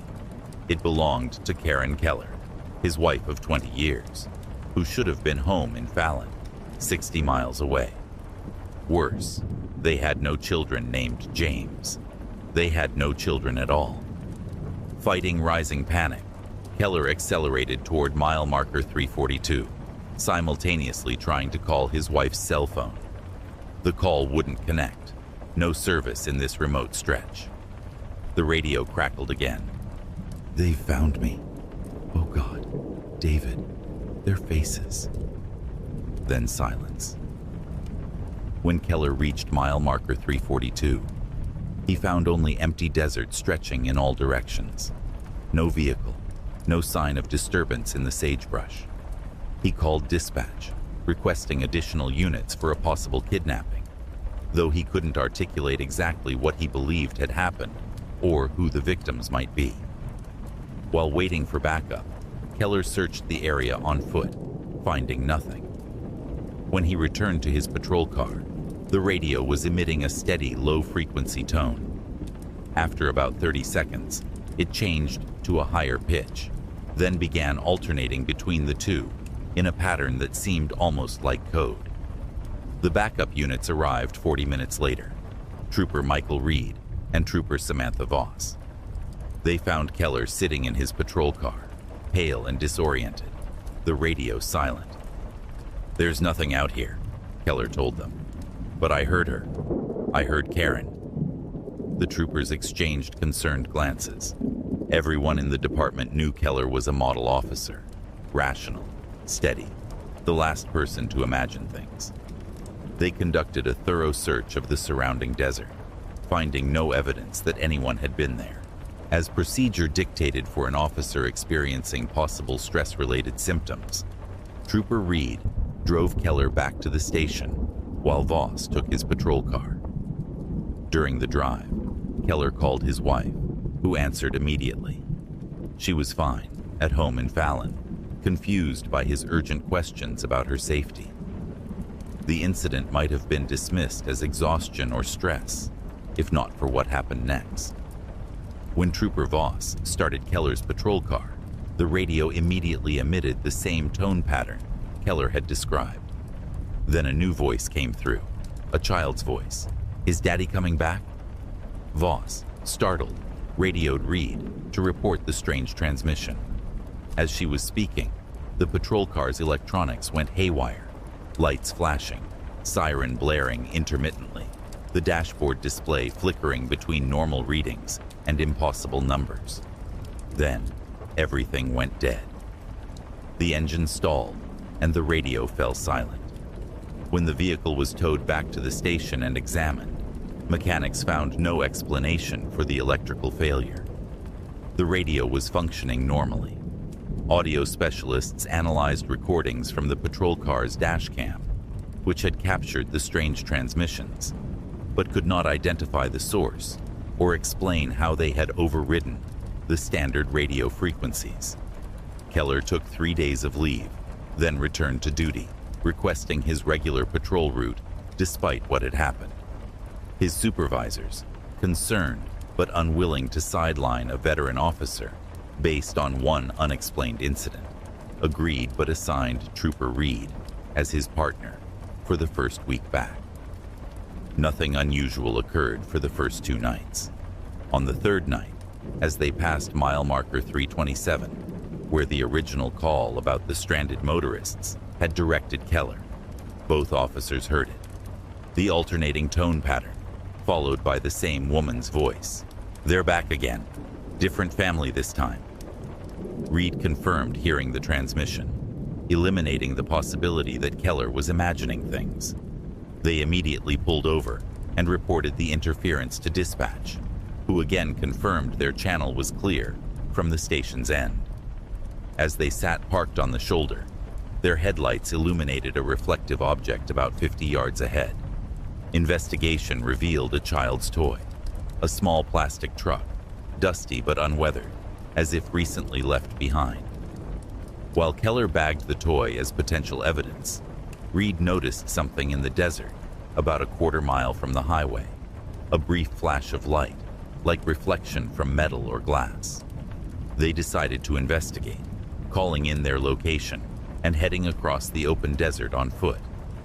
Approximately 400 yards from the highway, they found it. A patrol car, partially buried in sand, its paint faded and peeling. The vehicle was an older model, phased out by the department in the early 1990s. The door was open, the interior filled with sand and debris.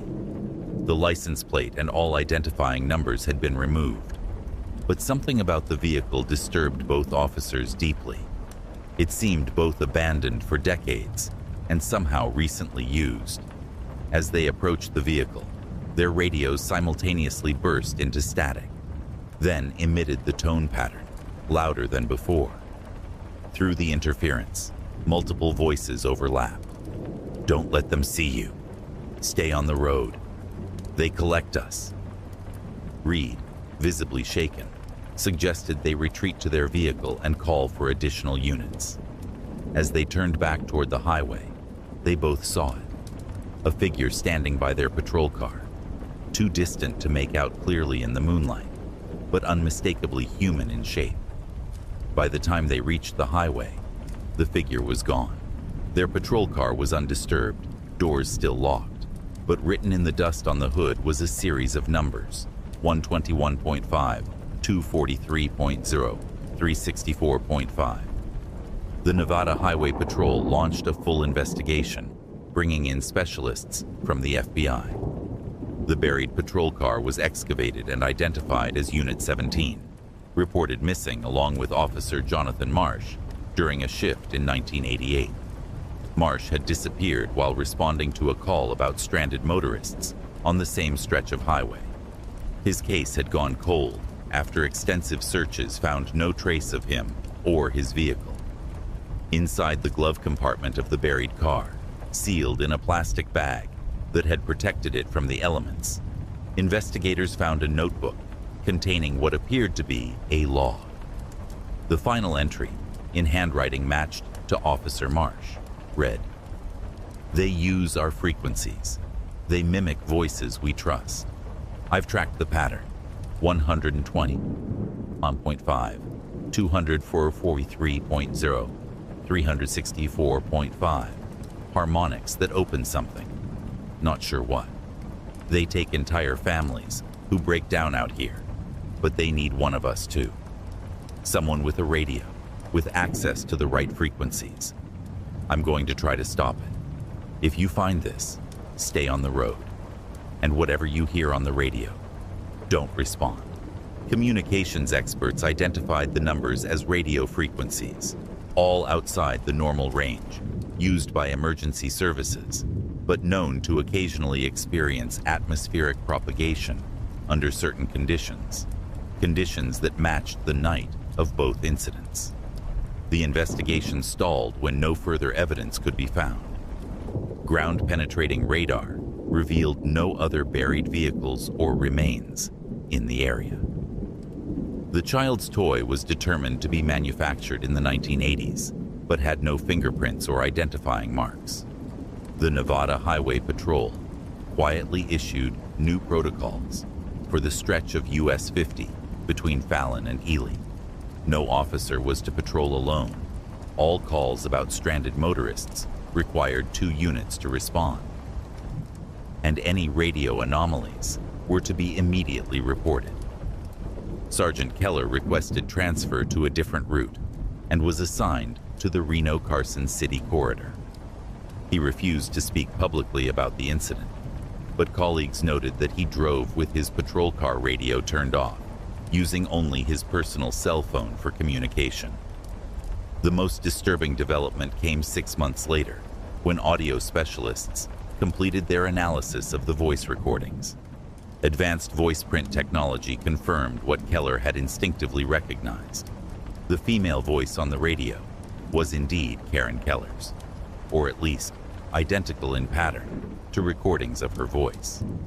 But the child's voice asking, "Is Daddy coming back?"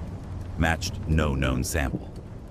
When analysts created an age progression from recordings of Keller's voice as a child, using home videos provided by his mother, they found a 97% match to the unknown child's voice on the radio, as if it were the voice of a child David Keller never had. To this day, Nevada Highway Patrol officers report occasional radio interference on that stretch of highway. The pattern is always the same: static, followed by the distinctive tone pattern, followed by voices that somehow know exactly who is listening. Officers are trained to ignore these transmissions, to keep driving, and never to search for their source. The frequencies, 120, 21.5, 243.0, 364.5, have been programmed as automatic blocks in all patrol car radios. No one tunes to them. No one monitors them. But sometimes, late at night on the loneliest road in America, they broadcast anyway, calling to travelers who will never be seen again, and to the officers who might follow them into the desert darkness. The investigation that would haunt Detective Marcus Reynolds for the rest of his career began with what appeared to be a routine observation. In April 2019, as the newly appointed head of the Internal Affairs Division for the Lakeside Police Department in northern Wisconsin, Reynolds was conducting a standard audit of dispatch records when he noticed a statistical anomaly.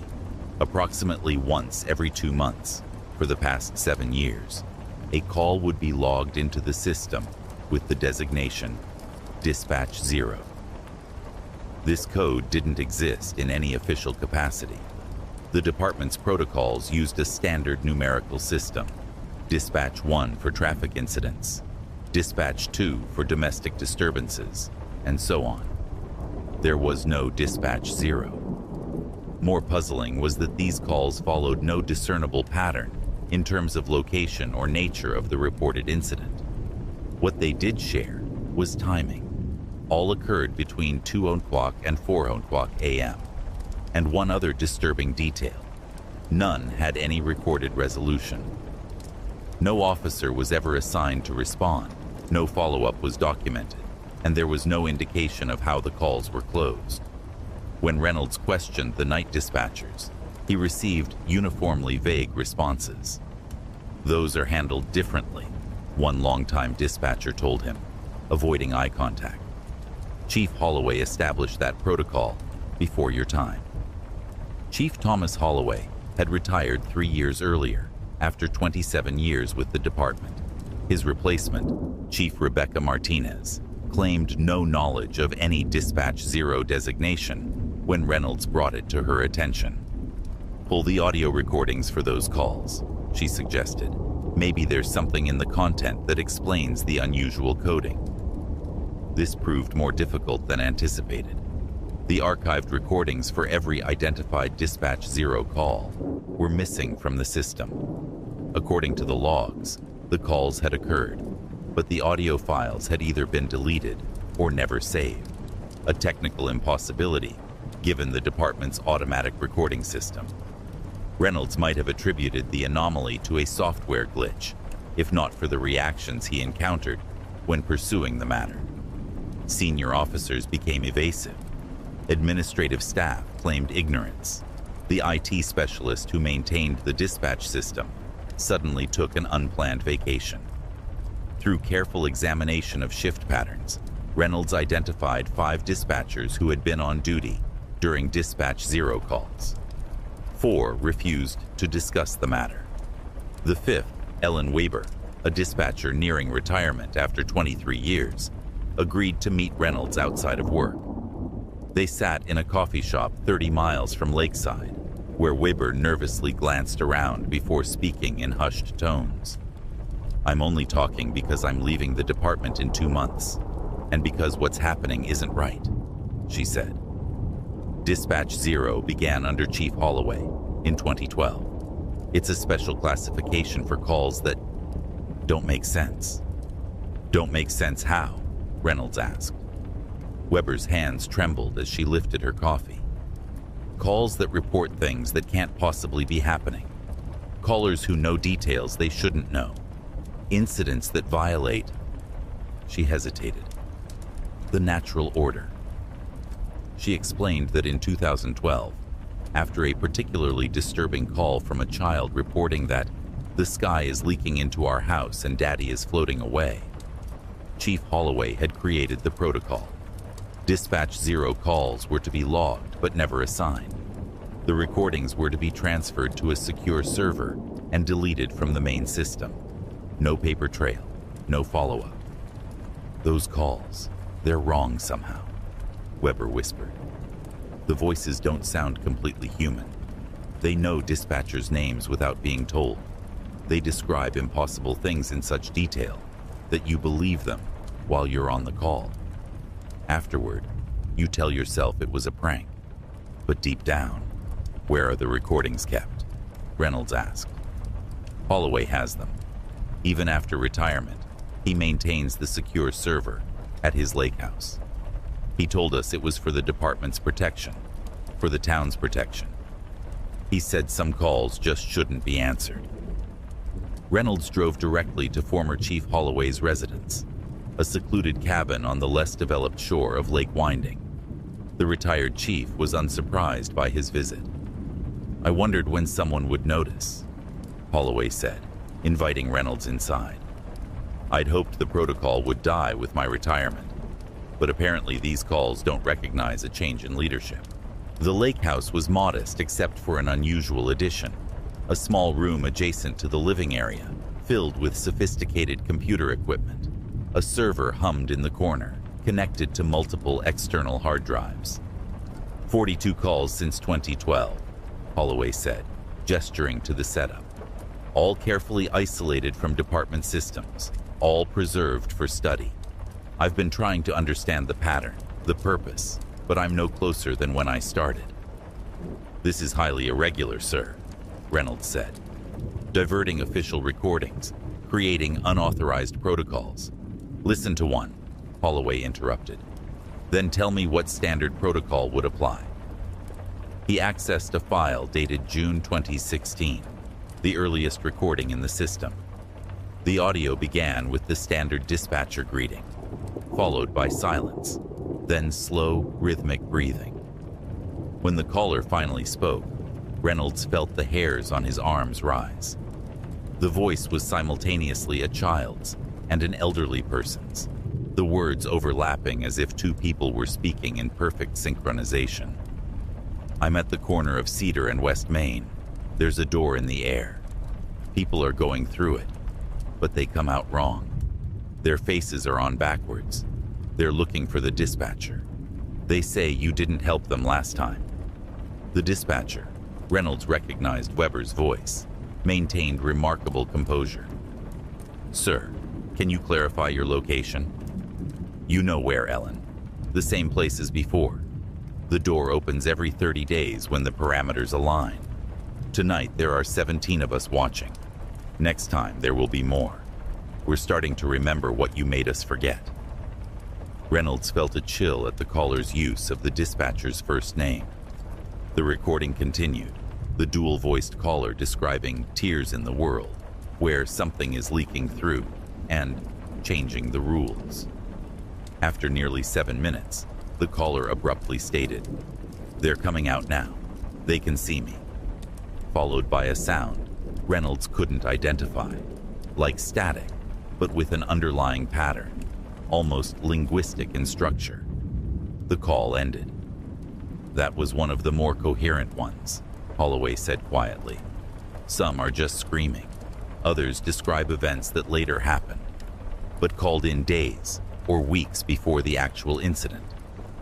One caller recited the names of every dispatcher's children, then accurately predicted 3 deaths in the department. Reynolds spent hours listening to the recordings. Each defied explanation. Callers who provided specific details about crimes that hadn't yet occurred. Voices that changed pitch, age, or gender mid-conversation. Background noises that audio experts later certified as not producible by known means. Most disturbing were the callers who knew personal details about the dispatchers, childhood memories, private fears, events that had occurred that very day, but weren't public knowledge. Why not investigate? Reynolds finally asked. Why create a protocol to ignore these calls? Holloway's expression darkened. We did investigate. Once. He played a recording from October 2012, a call about people with wrong faces at an abandoned factory on Lakeside's outskirts. Against the newly established protocol, Holloway had dispatched 2 officers. Their body cameras showed their approach to the factory, their entrance into the dilapidated building, and then, impossibly, their cameras simultaneously captured the same officers approaching the building from the perspective of someone watching from inside. They encountered themselves, Holloway said flatly. One officer fired in panic. The bullet hit his doppelganger, but the wound appeared on him.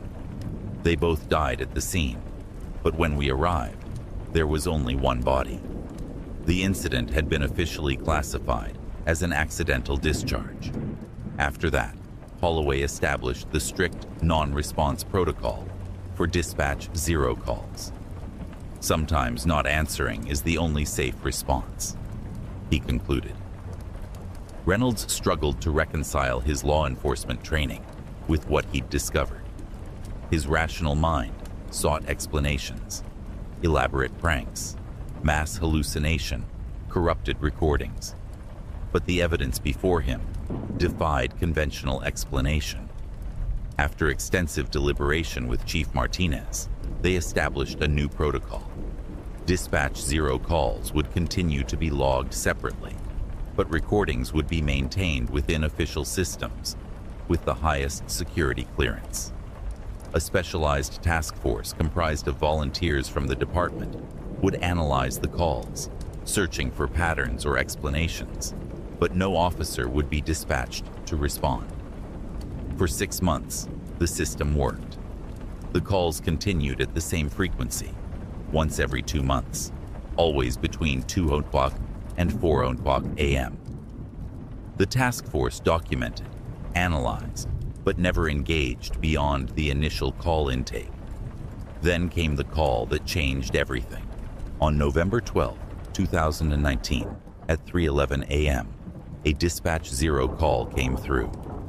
The caller identified himself as Marcus Reynolds, using the detective's badge number and personal details only Reynolds would know, and claimed to be calling from Reynolds' own home address.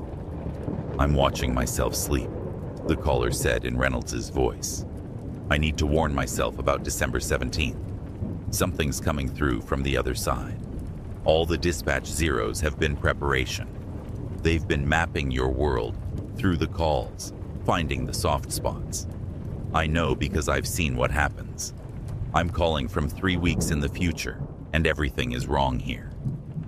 Despite explicit protocols, Reynolds drove to his home. He found it secure, undisturbed. He was not asleep in bed as the caller had claimed. He was demonstrably awake and investigating. The call appeared to be a hoax specifically designed to unsettle him. Reynolds doubled security on the Dispatch 0 protocols and installed surveillance equipment in his home. Life continued normally until December 17th, the date mentioned in the call. At 3:17 a.m. on that date, every phone in the Lakeside Police Department rang simultaneously.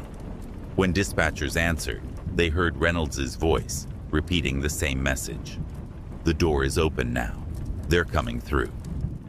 At the same moment, Reynolds awoke in his home to find a figure standing at the foot of his bed.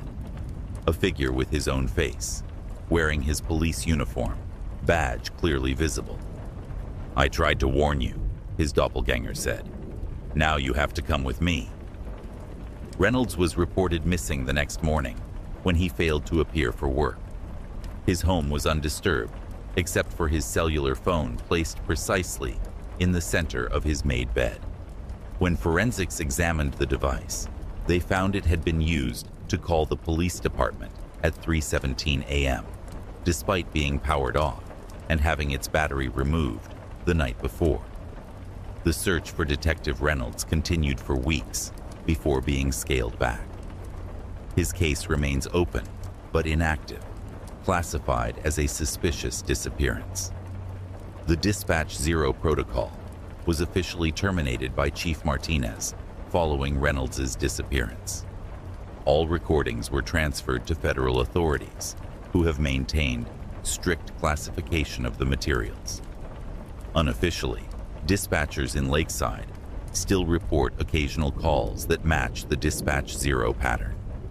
They no longer use the designation, but they follow the unwritten protocol: log the call, never assign an officer, never engage beyond initial contact, and they never, ever answer calls that come from inside the homes of their fellow officers, especially when the caller ID shows the name of someone they know is not there.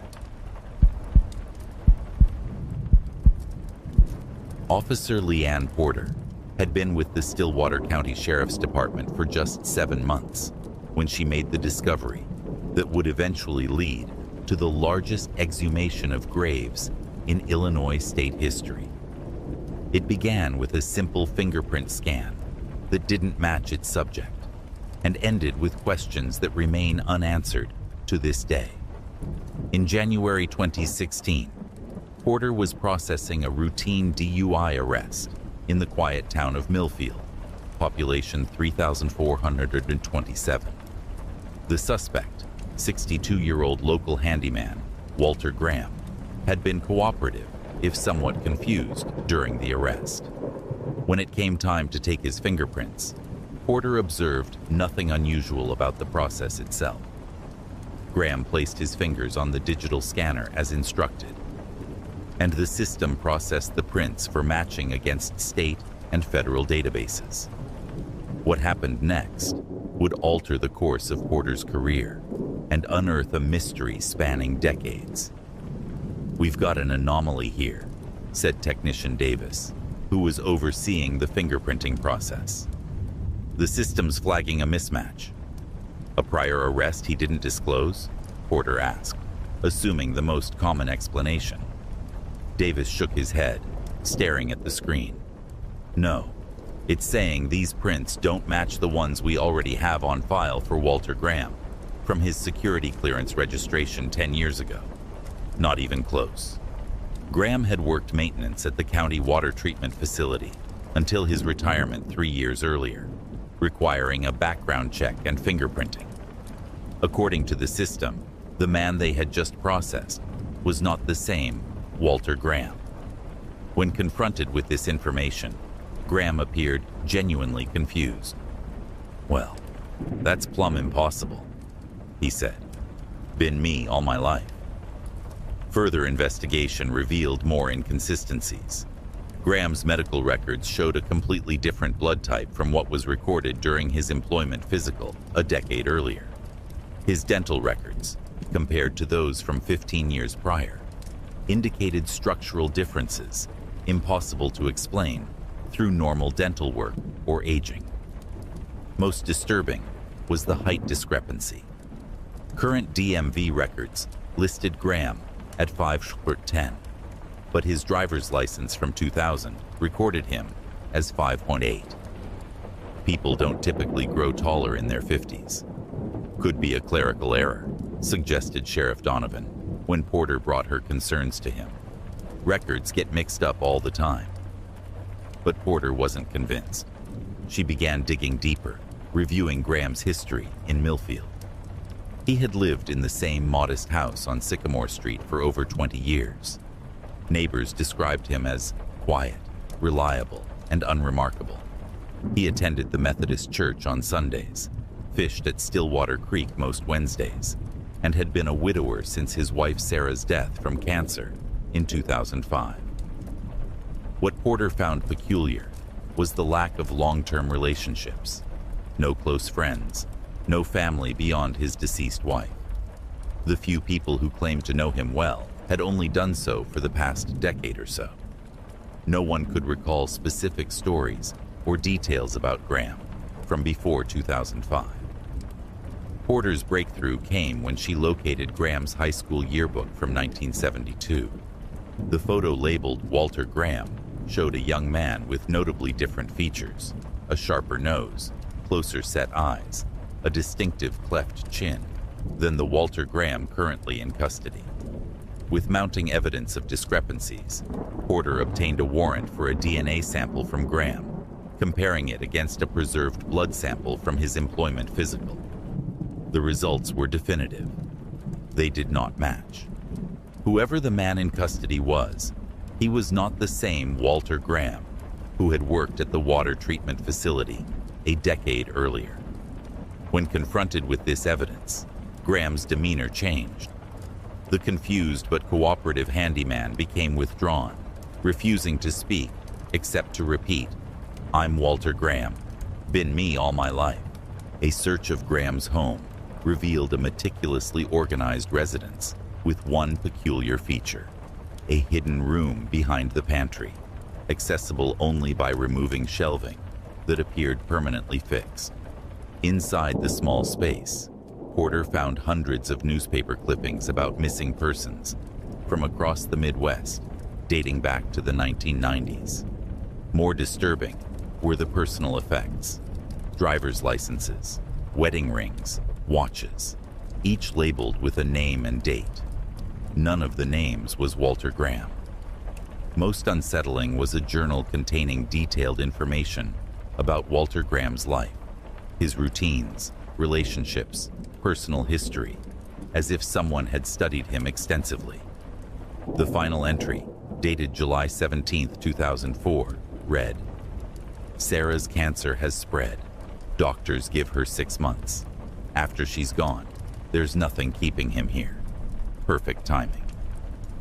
Sarah Graham had indeed been diagnosed with terminal cancer in mid-2004 and died in January 2005.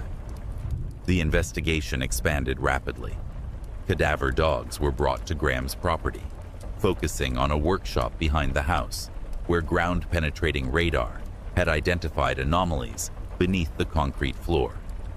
When the floor was removed, investigators discovered a carefully constructed chamber containing human remains, specifically the partial remains of an adult male estimated to have died approximately 12 years earlier. Dental records confirmed what Porter had begun to suspect. They had found the real Walter Graham. The man claiming to be Walter Graham was finally identified through fingerprint matching as Ronald Watts, who had disappeared from his home in Missouri in 1997. His family had reported him missing after he failed to return from a fishing trip. His abandoned vehicle found near a river 40 miles from Millfield. The most chilling revelation came during Porter's final interview with Watts, after his true identity had been established. No longer maintaining the pretense of being Walter Graham, Watts spoke with a detached precision that disturbed even veteran investigators. "I didn't kill Walter," he explained. "I found him that way, at Stillwater Creek, July 2004. He'd had a heart attack while fishing, no one else around." Watts described discovering Graham's body and experiencing what he called an opportunity. "I'd been watching him for months. He was perfect, about my age, similar build, lived alone except for a dying wife. No close friends, no family nearby. I was tired of being Ronald Watts. Walter Graham had a better life." Watts detailed how he had transported Graham's body to the workshop, then systematically assumed his identity. He visited Sarah Graham in the hospital, convincing the already heavily medicated woman that any differences she perceived were the result of her medication. After her death, his transformation was complete. "People see what they expect to see," Watts explained. "If you have the right details, they fill in the rest. I knew everything about Walter, his routines, his history, how he took his coffee.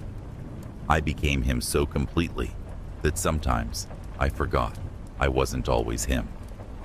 As the investigation expanded, authorities uncovered evidence linking Watts to at least 5 other identities across 3 states, dating back to 1985.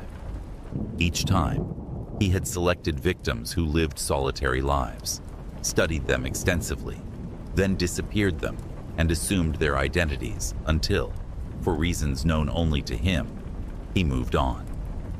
Stillwater was different, Watts told Porter during their final interview. I liked being Walter. I planned to die as Walter. I made a mistake with the DUI. I would have been more careful if I'd known your department had updated to the new fingerprint system. The search of the property ultimately revealed the remains of 3 additional victims buried at various locations around the workshop. Each matched missing persons reports from neighboring counties. Forensic evidence suggested that unlike Walter Graham, these victims had not died of natural causes. The case against Ronald Watts led to multiple murder convictions and exposed failures in identification systems across several jurisdictions. Watts had exploited the fact that in small communities, identity is often based more on recognition and routine than on documentation. In pre-digital record systems, discrepancies were easily overlooked or attributed to clerical errors. For Officer Porter, now Detective Porter, the case revealed something more fundamentally disturbing about human nature. We think we know the people in our communities, she noted in her final case report. But Ronald Watts showed how superficial that knowledge often is. He didn't just steal Walter Graham's identity. He slipped into the empty space in the community that Graham occupied, and no one noticed the difference. The residents of Millfield struggled to reconcile their memories of the man they'd known as Walter Graham with the reality of Ronald Watts. Many recalled conversations or interactions that, in retrospect, contained subtle inconsistencies they had dismissed at the time.